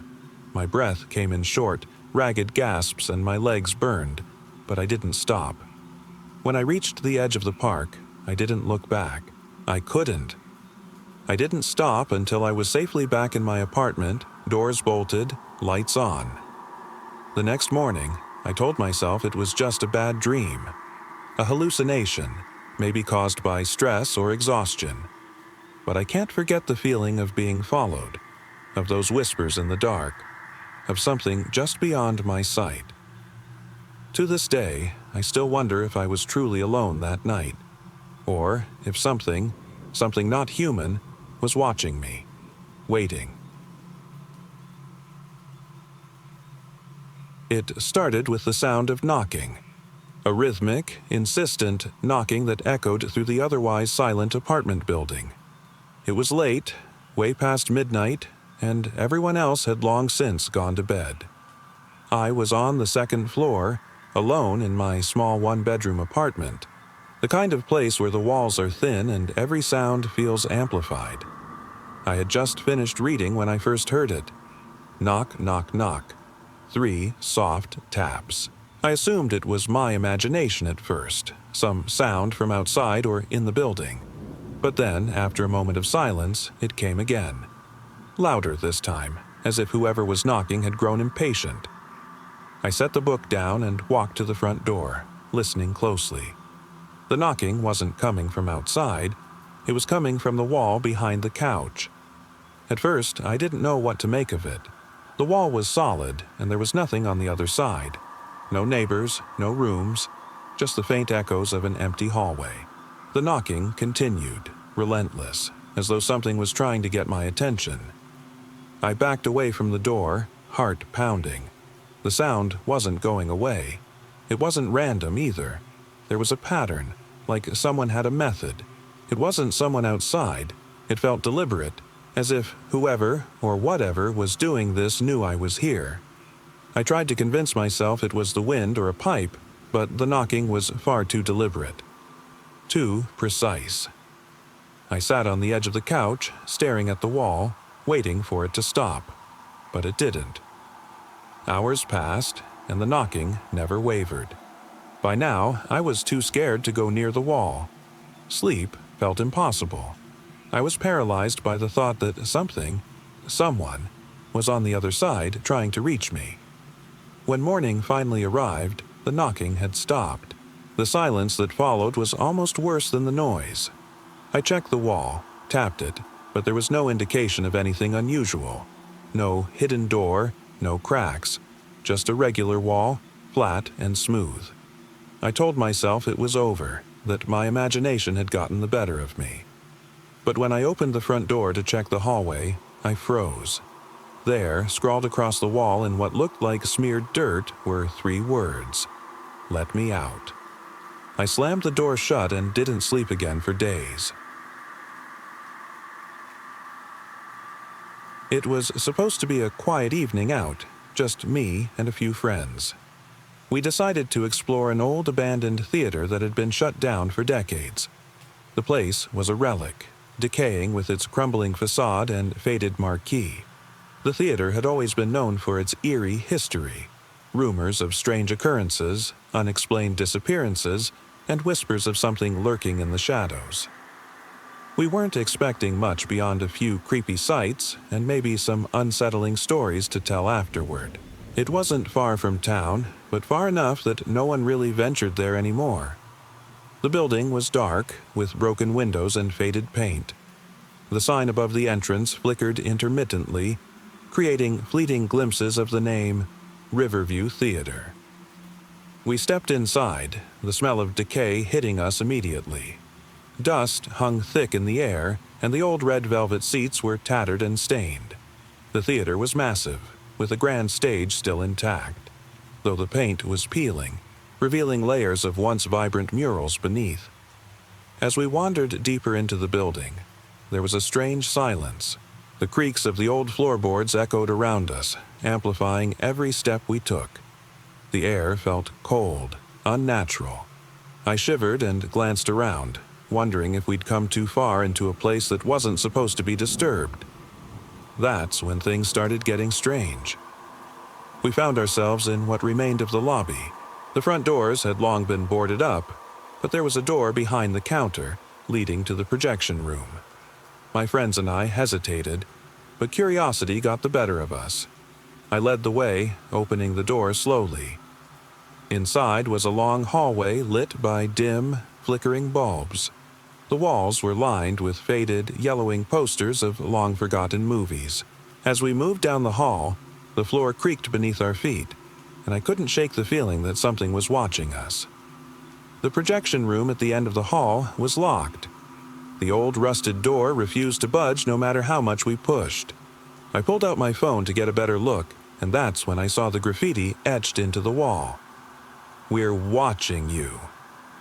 My blood ran cold, and I realized that whoever wrote that wasn't kidding. I turned around, and that's when I noticed something. A figure, just a faint silhouette, standing at the back of the theater. It was obscured by the shadows, but its presence sent a wave of fear crashing over me. I could feel my heart pounding in my chest. I tried to tell myself it was nothing, but deep down, I knew better. I grabbed my flashlight, shining it in the direction of the figure. The light danced across the shadows, revealing nothing. The figure had vanished. "Hello?" I called out, my voice trembling. No response. We decided it was time to leave. Fast. But as we made our way back to the lobby, the door behind us slammed shut, cutting us off from the exit. Panic set in as we tried to force the door open, but it wouldn't budge. The sound of our breathing echoed in the empty theater, growing louder with every passing second. Suddenly, we heard a noise from above, the creaking of footsteps, slow, deliberate. My flashlight caught a glimpse of movement on the balcony. I froze, shining the beam up toward the second level. A figure stood there, staring down at us. This time, there was no mistaking it. The figure had no face, just an empty void where the eyes should have been. Its silhouette seemed to blur, shifting and stretching in a way that was unnatural. "Run!" I shouted. We bolted toward the main entrance, tripping over ourselves in our haste. The air seemed to grow colder with each passing second. The door, however, was still sealed shut. In desperation, I turned back to the balcony, expecting to see the figure again. Instead, I saw something far worse. It wasn't a figure at all. It was a screen, glowing faintly.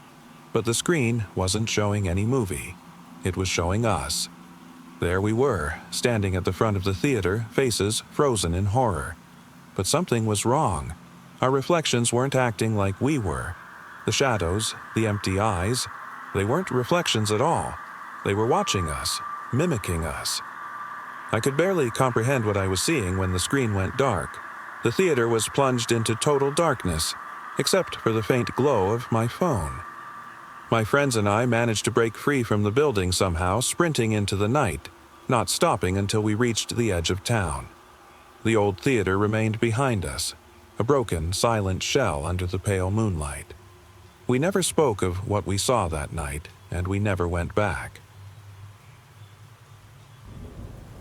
My friends and I had been planning a hiking trip for weeks, a chance to escape the city and immerse ourselves in the quiet, untouched beauty of the mountains. We were tired of screens and the constant noise of everyday life. This would be our chance to disconnect and recharge. The trailhead was only about an hour's drive from town, and we arrived just as the sun was beginning to set. The air was crisp, and the towering pines stretched endlessly in every direction. The trail was well worn, though not overly crowded. It was perfect. As we started the hike, the conversations flowed, and we basked in the sounds of nature, the crunch of gravel beneath our feet, the soft rustling of leaves, and the distant call of birds. We decided to set up camp a few miles in, beside a stream that meandered through the forest. The spot felt isolated and peaceful, exactly what we were looking for. As we set up our tents and built a fire, the sun dipped lower, casting long shadows across the ground. That's when it started. At first, it was subtle, a faint rustling in the underbrush. I figured it was just some wildlife, maybe a deer or a squirrel. But as the evening deepened, the sounds grew more distinct. It wasn't just the rustling anymore. There were footsteps, quiet at first, but steady, following us. I stopped and turned around, expecting to see one of my friends, but no one was there. The woods were still except for the distant hum of insects. I didn't say anything to the others. I didn't want to worry them, but my nerves were already fraying. Every step we took, I felt like we were being watched. The sounds of the forest, which had been so comforting earlier, now felt oppressive. It wasn't just wildlife out there anymore. By the time we made it to camp, the shadows had grown long and deep. The fire we built crackled loudly, and we huddled close, trying to keep warm. I kept my eyes on the tree line, expecting to see someone emerge, but nothing ever came. It wasn't until later, after we had settled in, that I noticed something strange. The footsteps, whatever was following us, they had stopped. The forest was silent once again. But it wasn't a comforting silence. It felt wrong, hollow, as though something had vanished. I woke up a few hours later, shivering. The fire had burned down to a few glowing embers, but the night was still warm. I stepped out of my tent, hoping some fresh air would calm me. As I stood there, looking at the quiet trees, I noticed something bizarre. The usual sounds of the night, the rustling of leaves, the distant chirp of crickets, were gone. The forest was completely still. Then I heard it, a soft, uneven breathing. It was coming from the woods, just beyond the tree line. My blood ran cold. I couldn't move, couldn't breathe. I was rooted in place, unable to tear my eyes away from the dark. The breathing grew louder, more distinct. It wasn't human, that much was clear. It was shallow, labored, almost as if whatever was out there was struggling to draw air. The sound wasn't far from where we had camped, but the direction was unclear. I felt like whatever was out there was looking for us, and now that it had found us, it was circling closer. A chill ran down my spine as I realized something. Those footsteps earlier, they weren't just following us. They were guiding something toward us, toward the camp. I could feel the presence growing closer. My mind raced with thoughts. Should I wake my friends? But what could I tell them? I didn't want to put them in more danger than they already were. Instead, I grabbed my flashlight and shined it toward the woods, hoping to catch a glimpse of whatever was out there. For a moment, there was nothing, just the endless shadows and the faint rustling of leaves. And then I saw it. A figure. Tall, obscured by darkness but unmistakable. Its form wasn't human. It seemed wrong, like something twisted and unnatural. It stared at me from the edge of the trees, unmoving, its hollow eyes glinting in the faint light of my flashlight. My heart thudded in my chest as I stared back, frozen in place. I wanted to scream, to run, but my legs wouldn't move. The figure took a step forward, and I could see now. The uneven, staggering gait, as if it wasn't fully human. The outline of its face was blurred, almost as if it wasn't meant to be seen. Then, just as suddenly as it appeared, it vanished into the woods. The breathing stopped. The silence returned. I didn't sleep for the rest of the night. My friends never woke up. By dawn, I convinced myself that whatever it was gone. I woke them and told them we needed to leave, that I wasn't feeling well. None of them questioned it. We hiked out of the forest, and I've never gone back. I've tried to convince myself it was just fear and exhaustion, that I imagined everything. But even now, I can't forget those hollow eyes, staring from the darkness. Whatever it was, I don't believe we were alone that night.